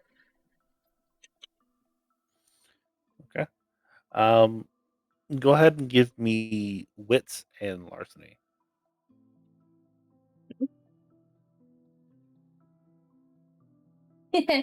Two. Okay. It kind of pops and comes free. Can I see what was holding it back? No. You open it up, and it is the drawer with your files in it, Gonna look at hers. as well sorry. as a couple others that are in there. One of a Saoirse and a Barnabas and a couple other people. The bookkeeper's file is in there, as well as it looks like a nurse and a couple kids. Gladys is absolutely gonna grab her own and see what the name says. It does have Gladys Okay. as the name. However, you open it up and you start reading it a little bit. And it says, real name unknown.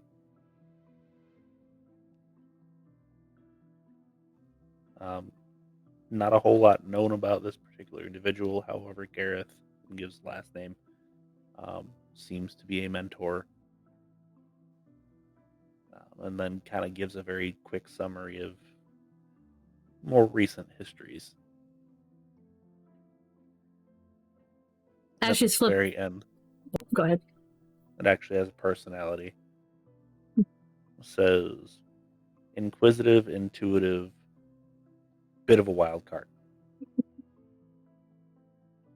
As she's flipping through this. Hey, your files are in here. You guys want to see what she has on you?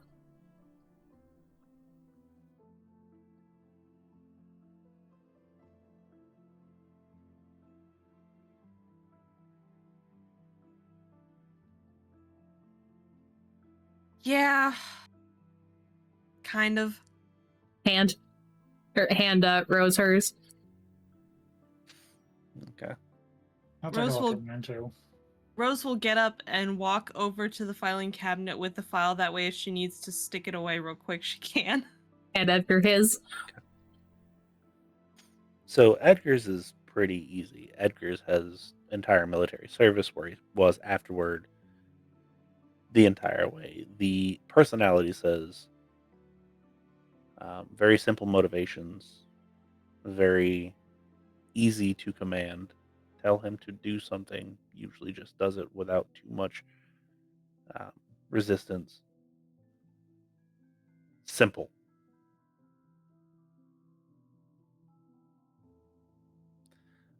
Rose, on the other hand, Rose is a bit more surprised at what she finds.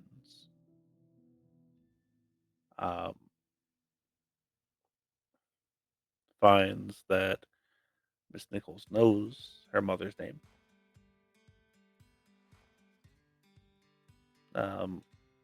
Does have in there that mother moves often, unable to attain much more information.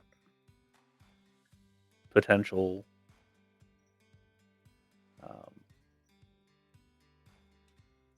issue regarding mother. However, otherwise, seems to be very driven and sometimes foolhardy in their capabilities. And you kind of read through a bunch of it, and it does have a lot of your history in there. Nothing shocking, nothing that you wouldn't want people to know. And again, at the end of the personality part, combative at times, a bit of an adrenaline junkie, very useful in most situations. However, do not trust them with anything overly important.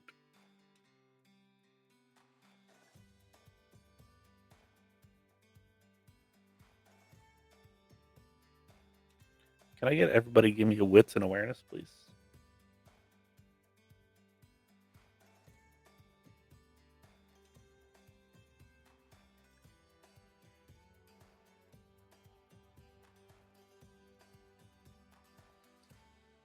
One.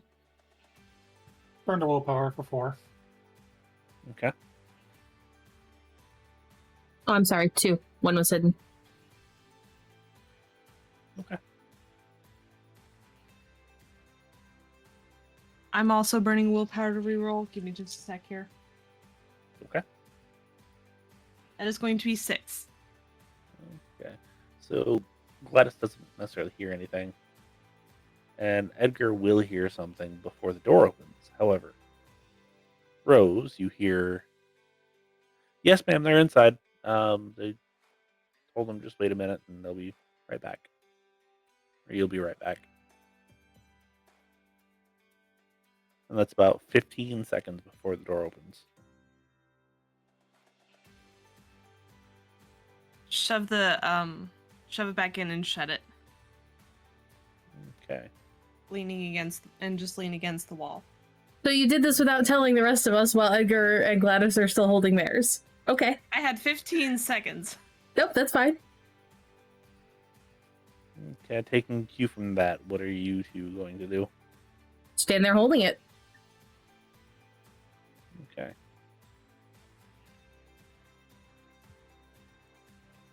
Put What in is the that shirt. doing? Edgar's just in the shirt. Okay. So Gladys is going to stand there and hold hers. Yep. Okay. Hmm. So the door opens and Miss Nichol's just like, "What you got there?" A folder. Exactly what it looks like. Right. Which one is that? Is that yours? Yeah. I assume that everybody's seen theirs. Yep. Rose is just gonna shrug. Right. And she walks open. She pulls the drawer out that was stuck before, and it's not. She's like, "Yep, that's what I figured." Yep. Did you read the rest of them in there? No. That's where the real juicy stuff is. Your folders, your files, that'd be nice to put them back. I haven't expanded on them since, we technically don't have you working here anymore, technically speaking. So do you And I normally won't- gather this stuff for your employees? Seems to be quite a lot, especially how we act. Yes, it's a good way for me to make sure that you get the right jobs. Then she goes to another one, pulls out somebody that is currently working there that deals a lot with kids. And it's like, "Here, read that one." And it's an extensive history. At the end, personality, heavy paternal instincts, cares deeply about children, family man. There are reasons why I send you on the jobs that I send you. The ones that require a high degree of difficulty, I tend to send to people that are prone to take risks. So you don't think that maybe we could have helped you fill some of this out if we knew about this? Well, if you fill it out on yourself, it tends to be not fully accurate. You could have answered some questions. You did. You just didn't realize it. Okay. You know, when we first started, that's why I take special interest to the new hires. It's not just trying to make you feel at home. It's trying to feel you out in your intentions and your personalities. I see. Well, And all those unfortunately weird for you, it doesn't hypotheticals. look like you were able to get much on me. So here you go. Well, family history, not so much. And personal history, not so much. But personality, I got enough. Yeah. See, if you did, you would have known that I probably would have done this anyway. And to not have us alone in a place like this. I kind of knew that you were going to do that anyway. I'm just happy you didn't go into that filing cabinet over there and points to one that you actually didn't get to go through yet. Well, I mean, depends on how long you were going to take. I started here. Right. There's a reason why I arrange everything left to right as far as least important to most important. Good to know. Right. Anyway, there was a meeting that we were supposed to have. Yes. So, go ahead and take a seat. I promise you I don't bite. No, your associates do. And she'll sit down. Well, that one associate. Anyway, so first and foremost, is there anything that all of you want to talk about?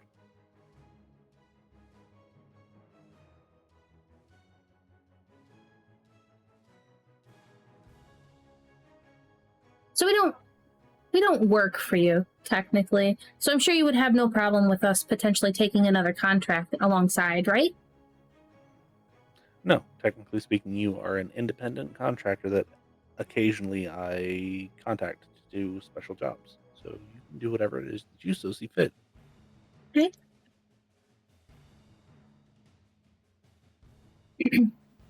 Why? Because we were approached by people. Okay. Are you able to expand on that? Yes. Are you willing? No. That's kind of what I expected.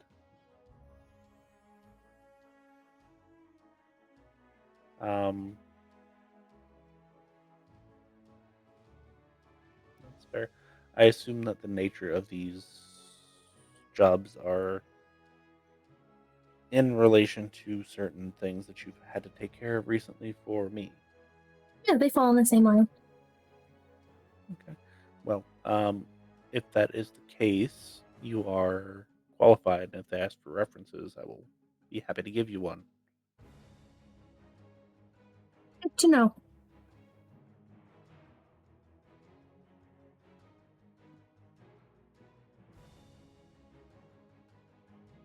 So I know we don't have a written contract with you. I would like to go over maybe a verbal one so we have a little bit better of an idea of what we're getting into being independent contractors with you. Okay. And kind of taking a cue from what we got with the other paperwork, go abbreviated in similar lines of that. Okay. You get about halfway through your thing, and she's like, "Look, very simply put, at any point you can tell me no, you're not doing a job for me. I'm not going to make you do anything. When I call you, yeah, I would like a response within 48 hours. And that's a call or a visit or a letter left under my door. I don't care. But if it takes you 3 or 4 or 5 days, normally I can wait. And if I can't wait, guess what? I'm going to show up and talk to you in person. It all just kind of depends. If you get hurt on a job that I send you on, I'll pay for any medical bills that you guys have to take care of. I can't guarantee that you won't ever get hurt, won't ever get maimed, won't ever get killed. None of you have kids that I know of. So I'm not going to pay them anything or your family anything because I don't even know where your family is. Most of you. And Gladys, your family, I don't think is actually your family. I think it's just a guy that helped you. But I don't have actual proof of that.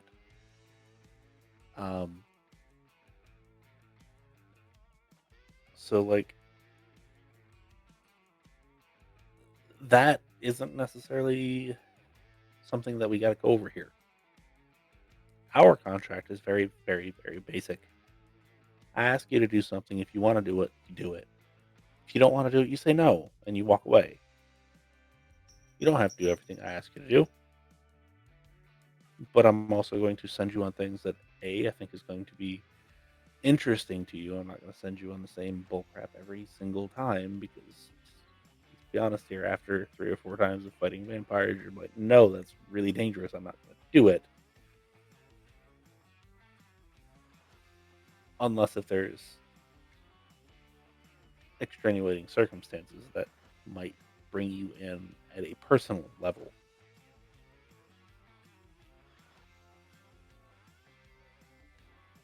Like, I don't know.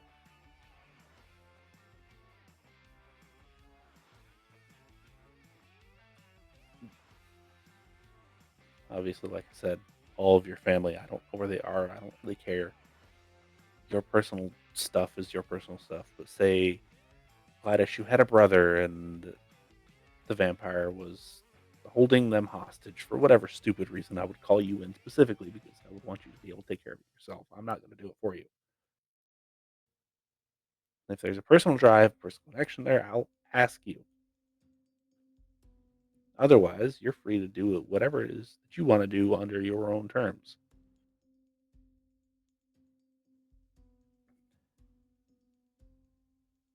If it's something that Rose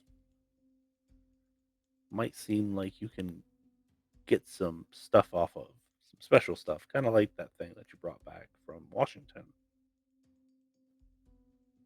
I'll call you. Edgar, if it seems like it's a really big friggin' animal that probably shouldn't be here, I'll call you. Gladys, if it seems like you can learn some shit off it, I'll call you. Otherwise, I'm not going to bother you.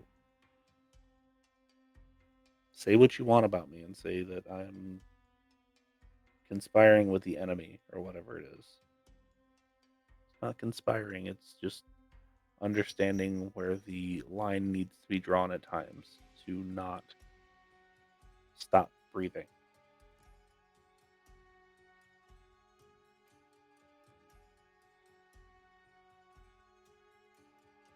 Okay.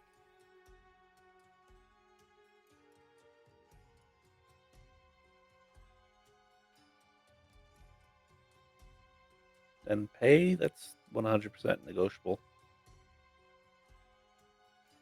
If you think that what I'm paying you is too little for the circumstance, tell me, and I'll pay you more. If I agree, of course. If not, make your case. That's the part that concerns me. Making your case? No, more money from you. Like I said, I'm not unreasonable. Do I want to pay you hundreds of thousands of dollars to go take care of green squirrels in a park? No. But would I pay you a couple $1,000s to, I don't know, run a vampire out of a town? Not necessarily even kill it, just run it out of town. Sure.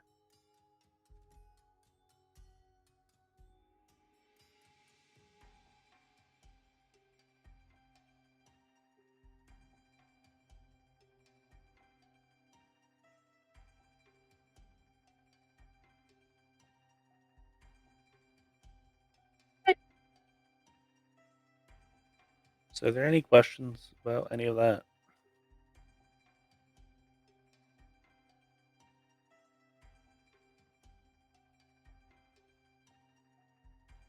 Gladys will sit certainly back. don't have any.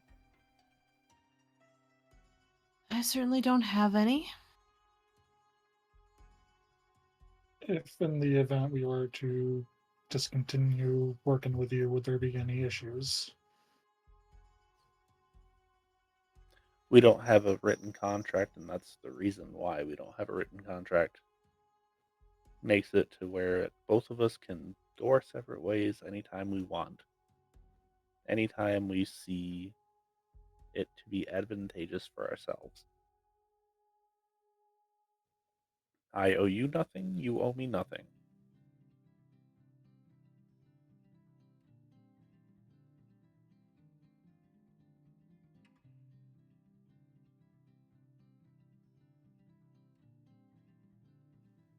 It makes things easier in the long run.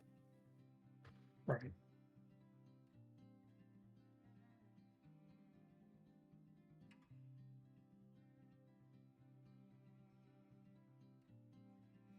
Now, that being said, you can still call me and ask me to get materials for you or items or whatever else it is that you might need.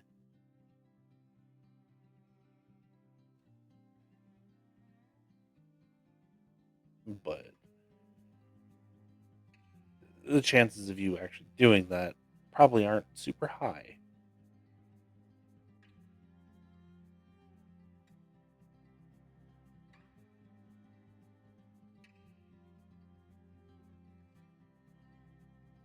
Was there anything you wanted to go over with us or ask us or have jobs for us? I actually do have a job that if you want it should actually be fairly simple. What's the job? Apparently, there is a land dispute up in Connecticut that needs some help.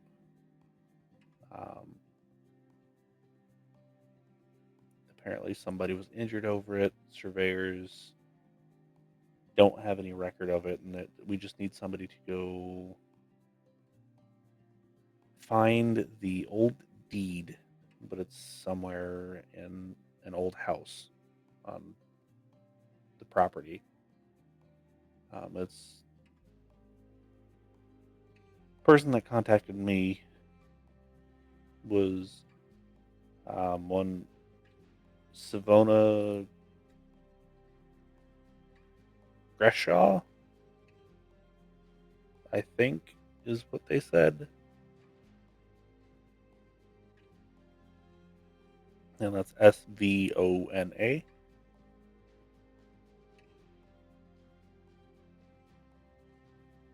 And her husband, Peter.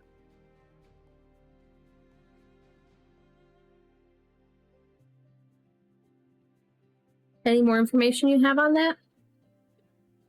Apparently, the neighbors next door are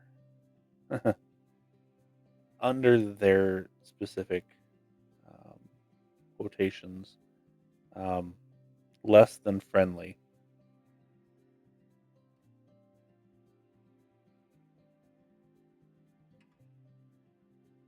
Did they say less than friendly in what way? Apparently, they just are combative. Won't cause you any harm, from what they said.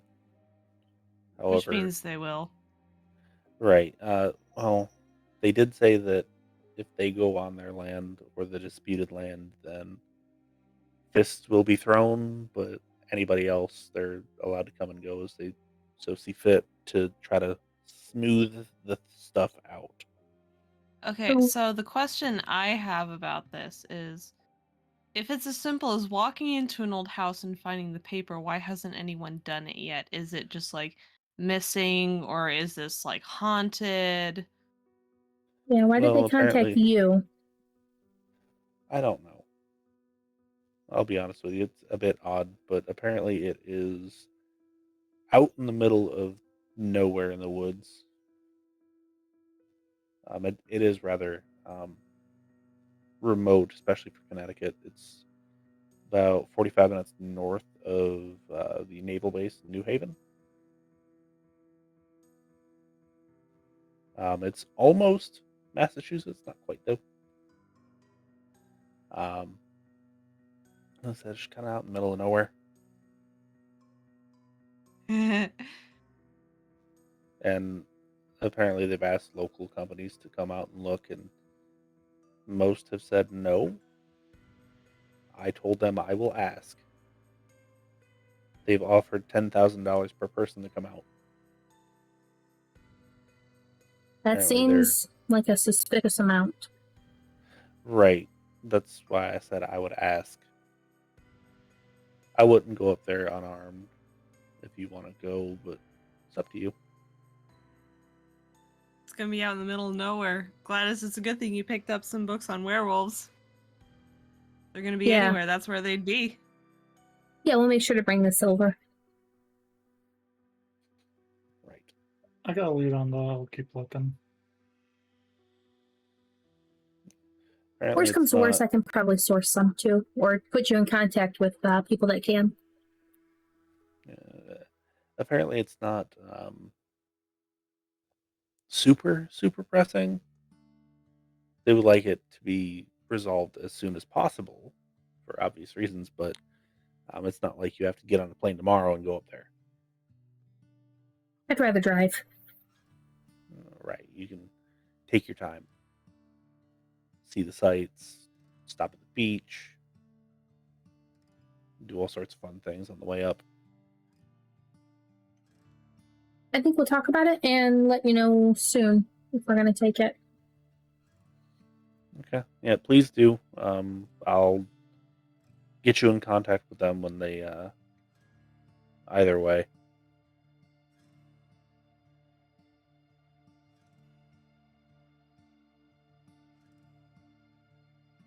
That's all I wanted. Okay. Well, now that we've got that understanding out of the way, I do have a couple other things that I have to take care of. So, and I have to write the report on this shithead. Mm. I just spent the last 3 weeks out in the middle of the woods chasing them down. I did hear about that. What's his name?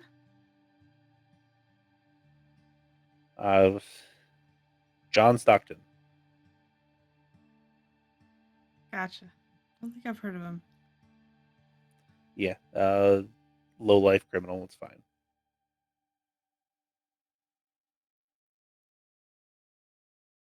Huh, we'll get out of your hair, and so you don't have to worry about us going through your things anymore. No, it's fine. Like I said, just don't go through the last one. That's where the scary stuff is.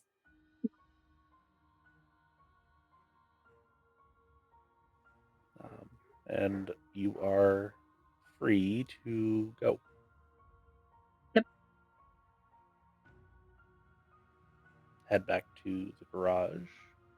Rose is going to wait until the other two leave the room. And then she's going to stand up and lean over to Miss Nichols and say, "We need to talk privately. Not now, but later." And she kind of looks around. She's like, why not now? If you'd rather do that than write your report, that's fine with me. Well, might as well take care of it now rather than later. No point in making multiple trips.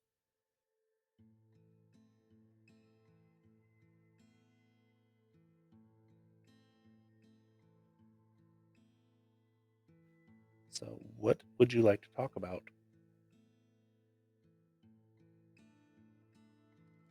Rose is going to wait just a second to see if the other two are sticking around. Oh no, Gladys is gone. The girl will pop a wooden door real quick. Do you need a minute? Go on with Gladys. I'll meet Okay. you guys at the garage. We have some business to take care of. Alright, see you there. Then once she's satisfied that the others are not lurking, I don't know what's gotten into Gladys recently, but these brushes with death have just... There's no reason she shouldn't have told you. It's the government that came knocking. I assumed as much. I had hoped you would. Right. Any particular thing that I should be aware of on that? Yeah, they're putting together a task force specifically to hunt things like vampires and werewolves. Supernatural, but more quote-unquote earthy stuff. Well, that's probably for the best. Maybe, maybe not. Their contracts are a little too binding for my tastes. They always are. Have you actually seen an enlistment contract for military personnel? They're pretty terrible. I had an uncle that went overseas a while back. So yeah. Yeah, it's like I said, they're awful. If we're being honest with each other, just make sure that you have a set period of where the contract's valid, or a clause saying that you can leave when you want to. Oh yeah. Just so you know, they're hoping to go global, so... Well, if they do, maybe it'll be like a second Inquisition or something. Who knows? God forbid. Yeah. Because the first one worked so well. Exactly. Whatever. Anyway, thank you for that information. Is there anything that I can do for you?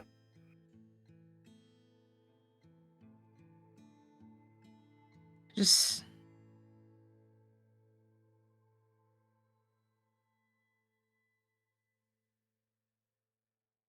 Oh, man.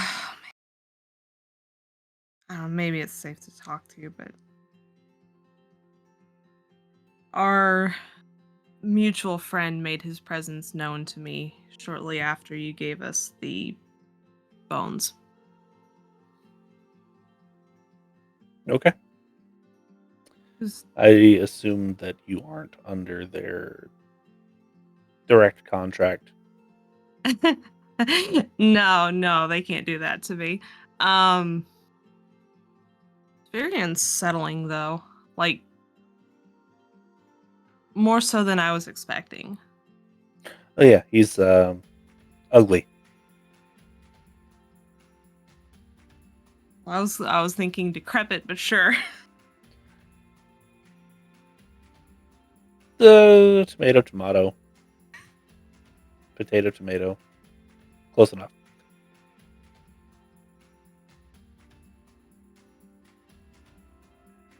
Makes you wonder why anyone would choose to live like that.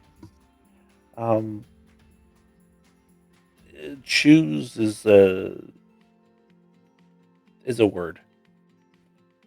It's not the right word, but it is a word. Well, surely some take it of their own volition. I mean, immortality is a pretty powerful motivator, isn't it? It's to some. However, his particular kind apparently are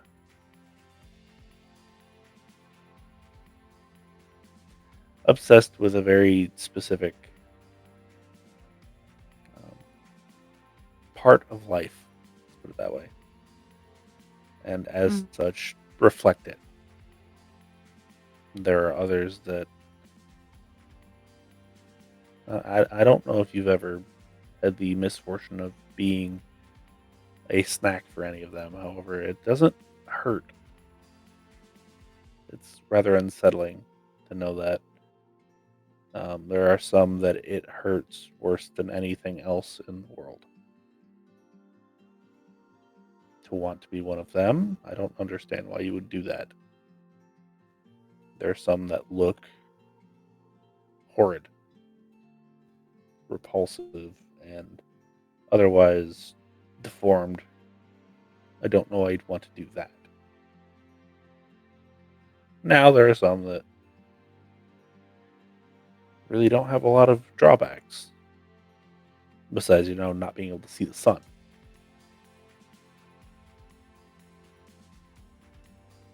So,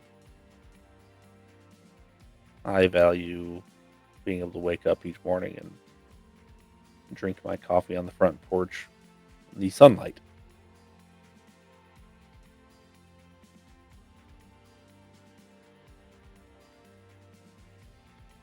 Guess it really all comes down to what we're willing to give up, doesn't it? Yes.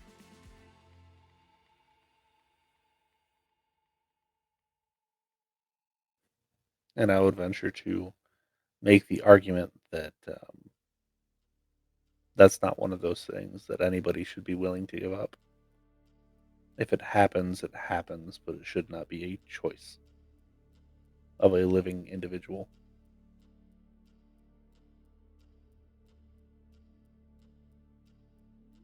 I guess it depends on the circumstances. Right. Is a choice really a choice if you can't say no? Well, if you can't say no, then it's not a choice. Because the choice has been chosen for you.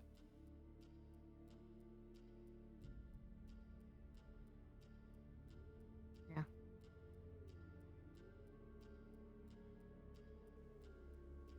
So, if there's nothing else, I've got to write this report. Yeah, and Rose will stand up and walk out the door, and she'll pause at the doorway, and for what it's worth, I feel like I can trust you at least a little bit more than the government. I don't know if I should be happy about that or not, but I'll accept it.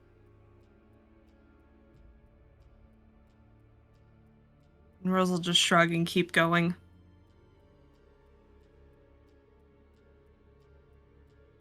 And so you all do reconvene back at the garage.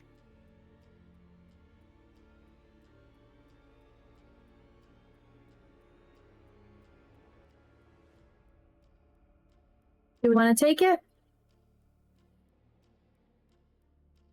I'll take it. I meant the job Why? from Nichols. Yeah. Yeah. Okay. I wanted to ask You wanna instead of take it? just volunteering. Not particularly, but it's a job, and I unfortunately need the money to continue having the garage. It's not quite making enough yet. Considering there's someone out there willing to pay, what, $30,000 for someone to come out and find a piece of paper, maybe we can make some contacts with that kind of money. I'm highly concerned about the amount of money they're paying. That's a lot. Oh, there's definitely gotta be something dangerous out there. Like, that is so much money. I mean, isn't there a lot of old money floating around New England? Right, but don't they tend to keep it instead of spending it? Even for settling this seems like so absurd. I'm an Ohio farm girl. I don't know anything about old money or anything like that. I didn't exactly come from money, but it's just so much. Like, I don't even think that touches on what we spent for what I spent for the garage. You'd be surprised at what rich people would be willing to throw out to solve their problems. It just seems so suspicious to me. So let's at least take it on the grounds of finding out who's willing to pay that much and why. Maybe that's the real mystery here. Right. I'm definitely curious as to why and how. And we're going to take it, or at least I was going to take it. But again, I want to ask before we just did it and said yes right there. I just wish she had more information for us, because that's not much to go off of. I can ask around and see if I know anyone near the area. Not a bad idea. See if we can get some intel ahead of time. Yeah. I'll call Gareth in a little bit. And I can see if he knows where to source some of that silver for you, Edgar. Thank you. And I'll get with Evelyn and see if we can dig up some history on the area before we leave. Yeah, that'd probably be good. Okay. So, first order of business, are we contacting people about getting information, silver, or accepting the job? Job will be after. Want to gather information first. Okay, so silver is the easiest part of that. You call Gareth, and he puts you in contact with somebody that is willing to part with a large sum of it. However, it will take a little bit to get to you. Gareth is willing to front the money for the venture. So while she has him on the phone, she will obviously ask about if he knows anyone or if they collectively know anyone in the area. But also kind of ask his opinion on their new contract. With Nichols? No. Okay, with the other people. Mm-hmm. Okay. As far as the contract, I mean, obviously they need more information, but just his thoughts in general on it. it says if they're willing to bankroll your research project, especially with the specimen that you have currently, that could be highly, highly useful. I know. I'm slightly also- concerned with the amount of oversight. Right, and that is the only thing that I would be wary of. If you can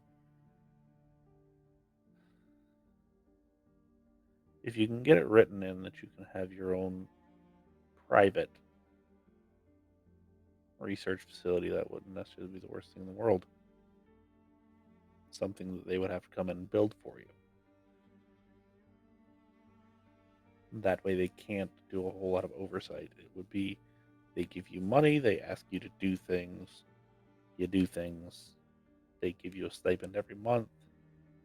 Kind of what you're doing now, just... I'm not seeing a huge downside. Obviously there are downsides, but I'm really not seeing a huge one. I mean, if we can... That's a lot of backup that they're offering. A lot of help. Right. But it's also the government. Right. Then we both know good, bad, and ugly of that. Mm-hmm.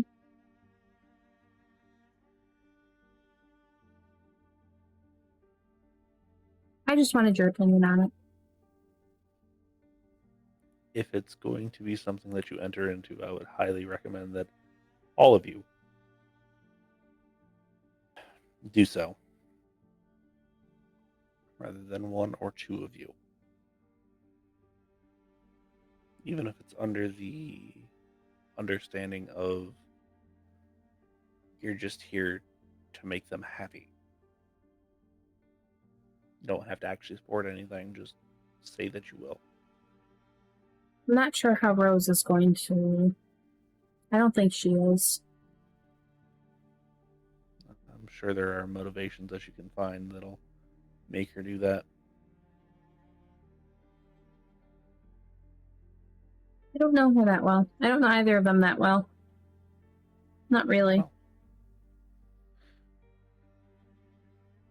you were never one for tugging at heartstrings, but if you can figure out what makes them tick, you're usually pretty good at that. So, without being invasive or obvious about it. Yeah, it's not my strong suit. Right. Worst case scenario, get them drunk. People tend to talk after that. That's true. Or put them in dire situations. They tend to talk there too.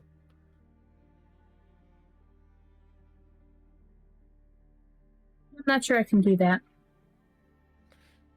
If you can make the situation seem a little bit more dire than it actually is and be controlling of it. Not something that I'd recommend doing very often, but can be useful. You're really not giving me advice that plays on my strengths here, Gareth. Well, that's what I've got. Play on my strengths. So. Yeah, I know. Anyway, we're really just... This new job is weird. Yeah. Always is. Anyway, you also wanted information elsewhere? Where? Yeah. Connecticut? This family, this is the problem. Like, this is what I meant is weird. Like, this is really weird. That's a lot of money. Yeah, let me look. I'll see what I can find. I'll give you a call back in a couple hours. Okay. I'll be up. Yep. And he will hang up. So, Edgar, you have silver incoming. Now, Rose, you also wanted to do some research, correct? Yep. Okay. So yours, we can actually roll for.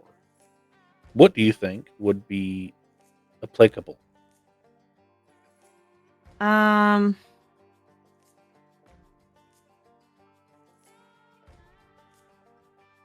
specifically looking for the history of the area, like just the mundane stuff. See if there's anything odd that pops up. But my academics is not good. Could I go intelligence and investigation? I would allow it. Okay.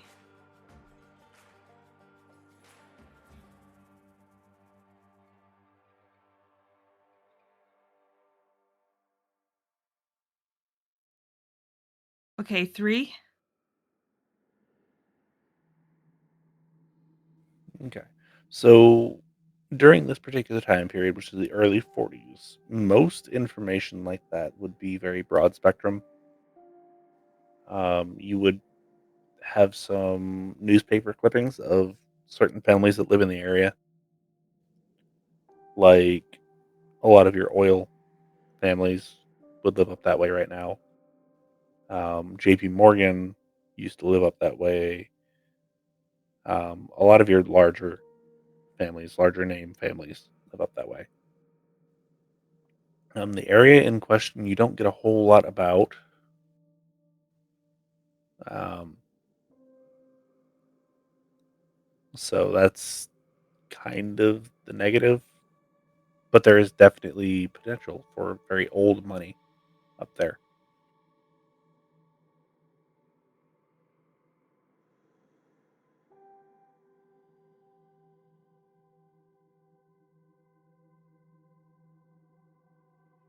Okay, and Rose would definitely bring that to the group's attention before we make any decisions.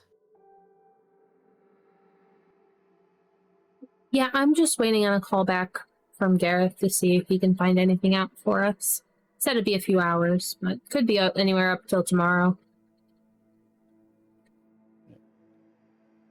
Then, Edgar, is there anything that you would like to do?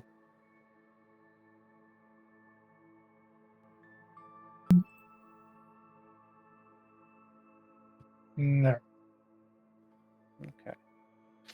So you all wait. Specifically, Gladys waits. And about 8 o'clock, phone rings. It is Gareth. Hi. So I have found some stuff. There is a family, are the Greshaws up there, which I believe is who you said contacted. They are descendants of it, for lack of, well, being nice about it, the people that used to make whale oil. So whalers. So there was some old money there. I don't know how much was left, but it sounds like there's quite a bit. There apparently has been a bit of a feud going on with their neighbors, which are the other half of the family. One daughter married one husband, or one guy. The other daughter married another guy. Both changed their names. When the father died, split the land, set more land aside for the favorite daughter. At least that's what I'm getting. It's the Greshaws and the Beans. At least that's all of the reports that I'm getting out of there. The Beans are a little bit less well off right now. So Okay. They were much more reckless with their money. Let's put it that way. Gotcha. Is there a contact out there that we know? I do have one. It's getting them to come down might be a little bit difficult, but I can have them meet you in the area. It's more for emergency purposes, but if they're amenable to it, that would be helpful. Yeah, let me get a hold of them. If you, I'll get a hold of them if you're taking the job. If you're not, I'm not going to worry about it. Give me just a minute. I'm gonna put the phone down and go double check with everyone, okay? Okay. Turn to the group. Looks like the two families are the Greshaws and the Beans. They were descendants of whalers. Sisters split the land. One got more, and I think that's where the feud is from. Well, that would make sense. What I've found, there's a lot of old money in the area from things like that, so that tracks. Yeah. Do we want to take it? I'm good to take it. Okay. Same here. I'm still... Something doesn't feel right, but... Oh well. It never is. Right. Okay. And then I am probably going to see if we can get a contact out that way. Then she'll turn back to the phone. Looks like we're taking it. We need to talk to Nichol still, but... Okay. Well, I will get hold of them. Their name is Quentin. Quentin Sand. Okay. Yeah, we're going to be driving out there, so it's going to take some time just so we can have our vehicles and our supplies, but I'll have them meet you in Hartford. okay. It's about an hour away from your final destination, so. All right, works for me. Okay. We'll probably leave in the next day or two. Okay, sounds good. And he hangs up. And you inform Miss Nichols. One of us does. Yeah. Whether it be that night or the next day. Evelyn will call. Okay. If you guys don't want to. I assume it would be either Evelyn or Rose. Yeah. And everything is set up.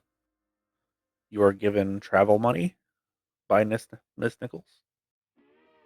It's a couple $1,000s to cover gas and food and any lodging that you might need.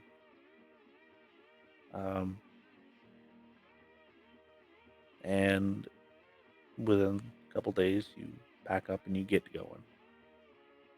I assume everybody takes their normal things.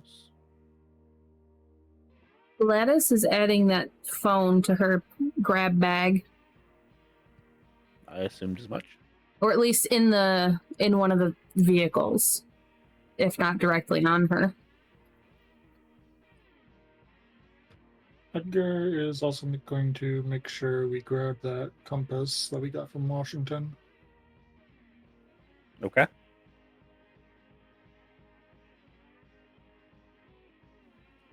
Is Rose adding anything special? Just the usual menagerie plus her pendant. Okay. Is there anything that you guys are... What are you doing with the box? Anacrim's not done, so keep it with us. Okay. Just need to know where that is at all times, because obvious reasons. Yeah, probably keep it exactly in the hidden compartment where it is. Yeah. Okay. And you proceed up north. Are you stopping to see any sights or do anything special? I don't know. Probably on the way back. Maybe not the way there. Rose might try and insist on stopping one or two places if they're particularly scenic or something, but mostly just driving. Yeah, I mean, you guys be going through like the Shenandoah Valley and Virginia and like through the mountains of Pennsylvania and like New York City you'd have to go through.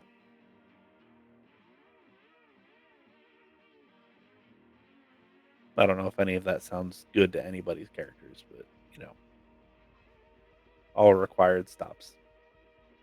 Ask me how I know.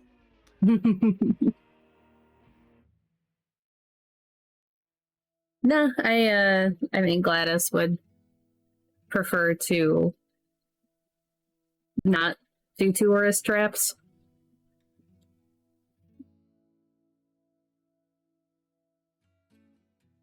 Okay. So, doesn't take you very long. Just a couple days. And you are in Hartford, Connecticut. And we will pick up there next time. Prior to meeting Quentin.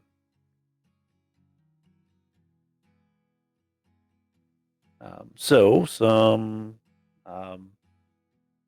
announcements. If you like what you hear here, which I know this was a housekeeping episode, and these are probably less fun for most people. However, was needed. And some insight on some background stuff for at least two of our hunters.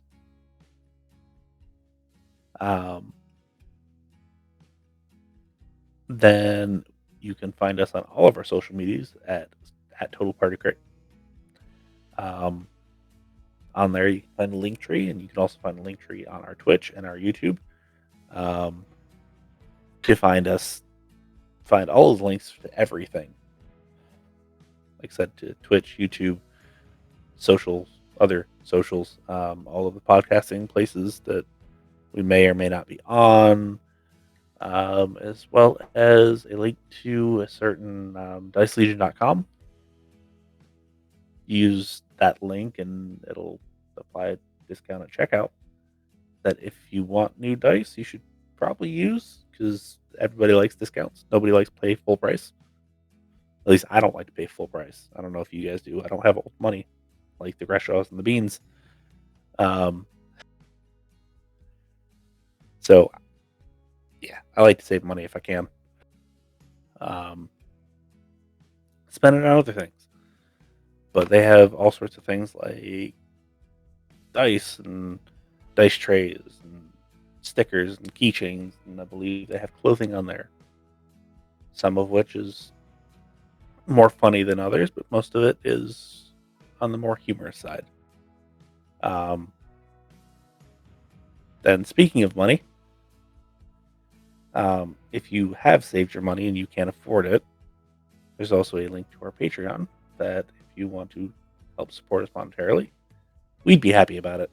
You don't have to, because we understand not everybody wants to and not everybody can. So if you can and you want to, we're here. We got a link for it. By all means, do that. If you don't want to, you can't.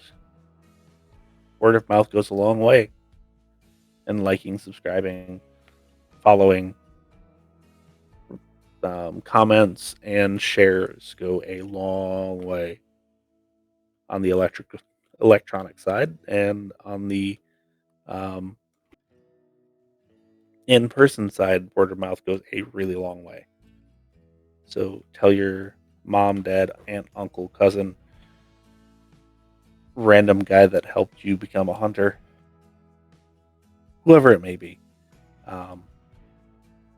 tell them and get them to start listening, and then they'll keep doing that, and hopefully at the end of the time we'll have a couple billion people that listen to us. Ideally, it's not going to happen, but ideally. So, Look, I'd settle for a couple hundred, okay? Yeah, right now we said settle for a couple hundred, and a couple thousand, and I'd be okay with a couple thousand. I said start. Yeah, start. So, yeah. I believe that's everything as far as our stuff goes. Yep. I believe Faye has something that might be more in her wheelhouse to announce. I'm trying to do a little bit of networking because we're really, really bad at that if no one has noticed. So please, if you have a streaming site, reach out. We'd love to do stuff or plan things. But that's what I have done. There is a channel on here. It's Tabletop Down. I am attempting to get into a vampire game they're running, but they do stream basically every single day. They do Dungeons and Dragons and like video games, and soon to be the vampire game. Hoping to be a part of that, but check them out. They've got some cool stuff. He is currently just starting a Vampire the Masquerade Bloodlines run, which I think the first one he was doing tonight. Yes. And with that, if anybody feels like they want to maybe like either get on here or have us get on their doors, we can talk. So, by all means. And one last thing, which if we want to talk, the easiest way to do that is on our Discord. So, by all means, join that, and we will talk to you as much as you want. Whether we have a place for promoting your games on there too. Yes, we do. So you should join that as well. So, with that, for those of you that I have a cat that has decided to block the view. Hold on, sorry. With that, for those of you that want to stick around, because I don't know if we're actually doing a post-games talk, but if you want to stick around, by all means, go ahead. Otherwise, have a good evening. Have a good one.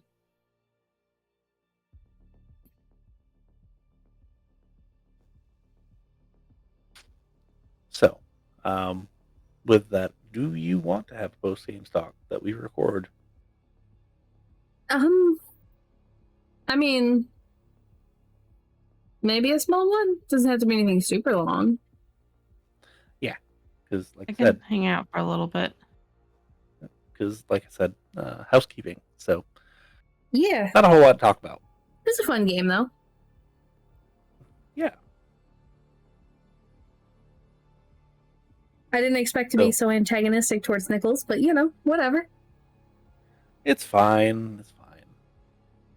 Sometimes the characters really do have their own ideas. Yeah. She's not thrilled with Nichols working with the kindred, so let's hope she doesn't find out about you. Rose? Yeah. Because who saw that one coming? I can't say I'm surprised. A little bit taken aback, but not overly surprised. Yeah. Any guesses as to clan? Ravnos. Yeah. Why do you say that?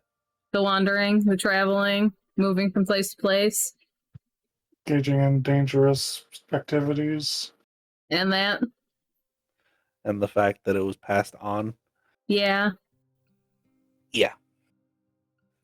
Pretty much hit the nail on the head there. So spoilers, by the way. And Mom looked younger than Rose. Which, how old is Rose? Mid-30s. Yeah, so Mom, definitely was a ghoul when she had Rose. Yeah, Mom was early 20s when ghouling happened.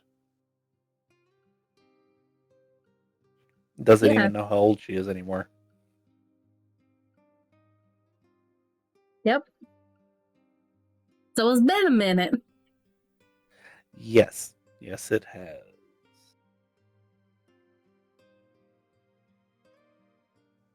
Yeah. So that's a thing. I hope Gladys doesn't find out about that. Is Rose going to stay with the group? She will. I mean, even before the personal questions, she was planning on at least staying with the group until the government contracts kicked in a few months down the road. But now that she's been begrudgingly persuaded to take part in that, she will stay with the group. Because there's nothing that vampires like more than spies.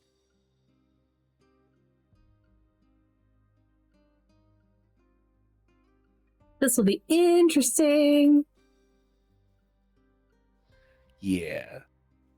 And now it's kind of clear how they figured out who Rose was. And by they, I mean the Baron.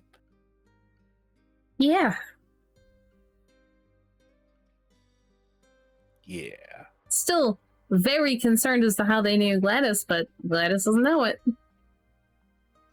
Because they knew who Gareth is. Because Gareth is kind of a big deal. That's true. That's true.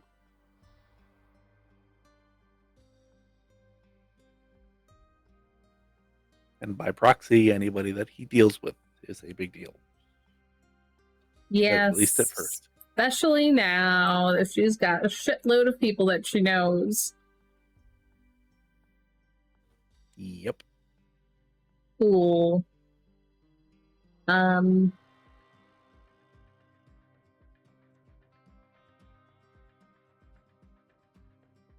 Wonder how the renegotiation is going to go. I'm sure it'll be fine. You're just negotiating with the U.S. government. Yeah, it'll go great. It'll go just like our negotiation of a contract for Call of Cthulhu, I'm sure. Yeah. I know the only thing Rose is really going to push for is that term limit. Yeah.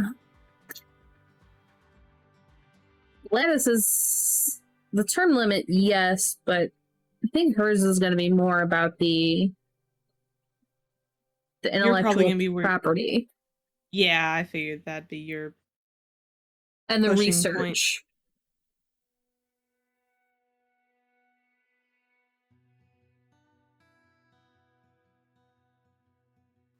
And Edgar's just going to be like, I'll sign it down the line. Well, he wants it in writing as to what he's going to be doing for them. So I think, technically speaking, that covers everything except for the response time. Which will Well, he also probably get asked for brought that. up, but mainly because Yeah. if we're out, it's not like we can actually contact people easier, like, or easily, unless they want to provide us with a mobile version. It's not a thing yet. Right, Or well, like that's... field radios. Yeah, well, that's what Gladys is going to basically say. Like, there's no guarantee that we'll actually be at this place at all at any given time that you call, so good luck. Yeah, and that's why they just ask that you let them know if you're going to be out and where you're going to be. Ooh, we should probably ask if we exclusively are able to contract with them only, or if we can contract outside.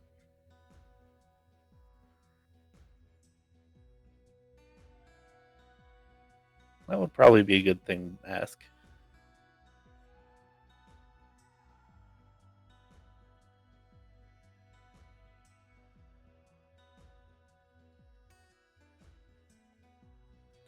Any other things that you would like to discuss?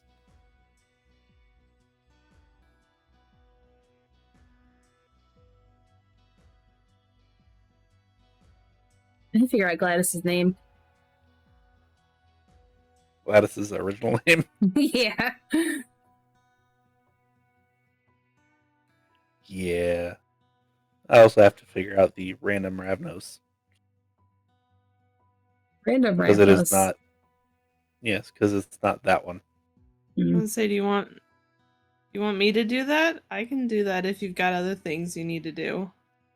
No, I'll just look up a name generator and just play that one. OT. When's that dog coming? The dog for the shop. Yeah. It's already there. Ugh. Gladys is not thrilled with this. It spends the majority of the time out back of the shop. Good. Doesn't really come inside. Smokey's too much of a pyro. Now, how much do we know about, like, the Nosferatu and the Gangrel and the Zamitzi? Some And of you Ravnos. know... Yeah, some of you know a lot more than others. And Some their of us know animalism? nothing. I'm sorry, Faye, what did you say? And the animalism part of them? Well, like I said, some of you know more than others.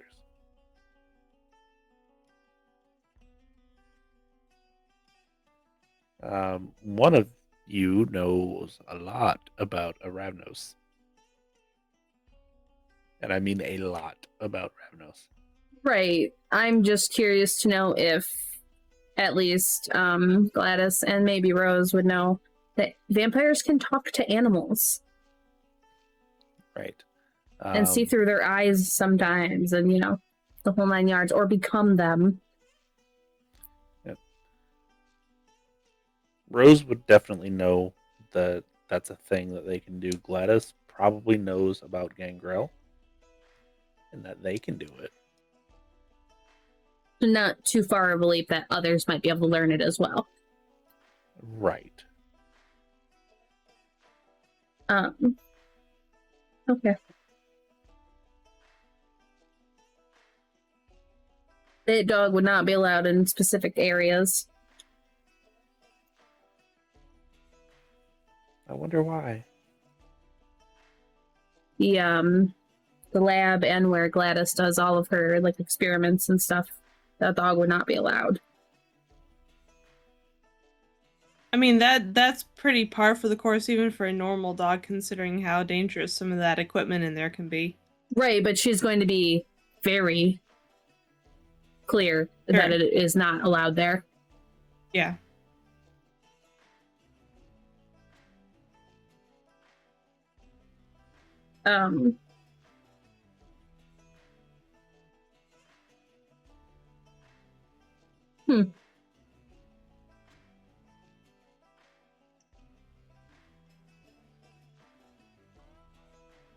Wonder how the idea of an ultrasonic thing to get the little vermin away would go.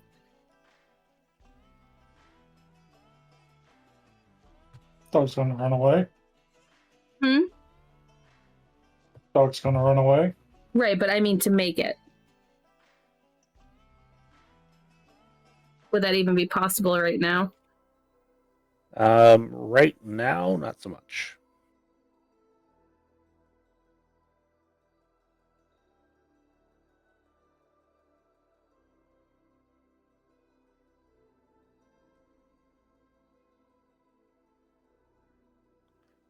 Just due to technological limitations. Mm-hmm. That's what I meant when I said that. Like, wonder how that would, if that would be possible.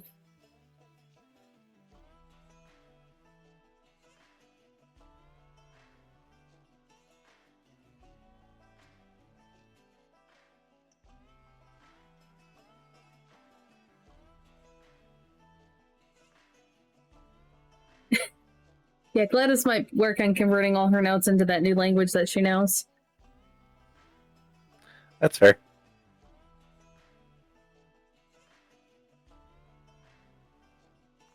He's been napping on my lap, if you're curious. I expected he wasn't far.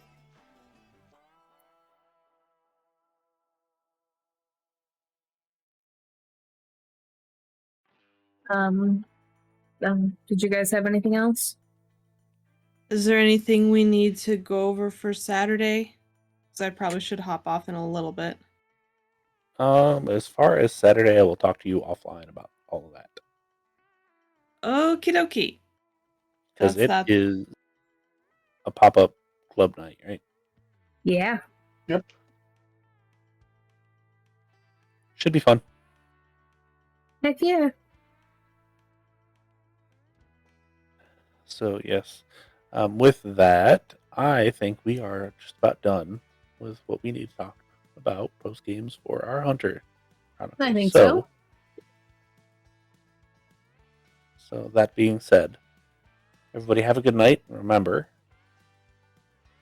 don't sign random contracts without reading them. It's actually very sound life advice. It really is. Yes, it really is. Read the fine print. Have a good night. Farewell.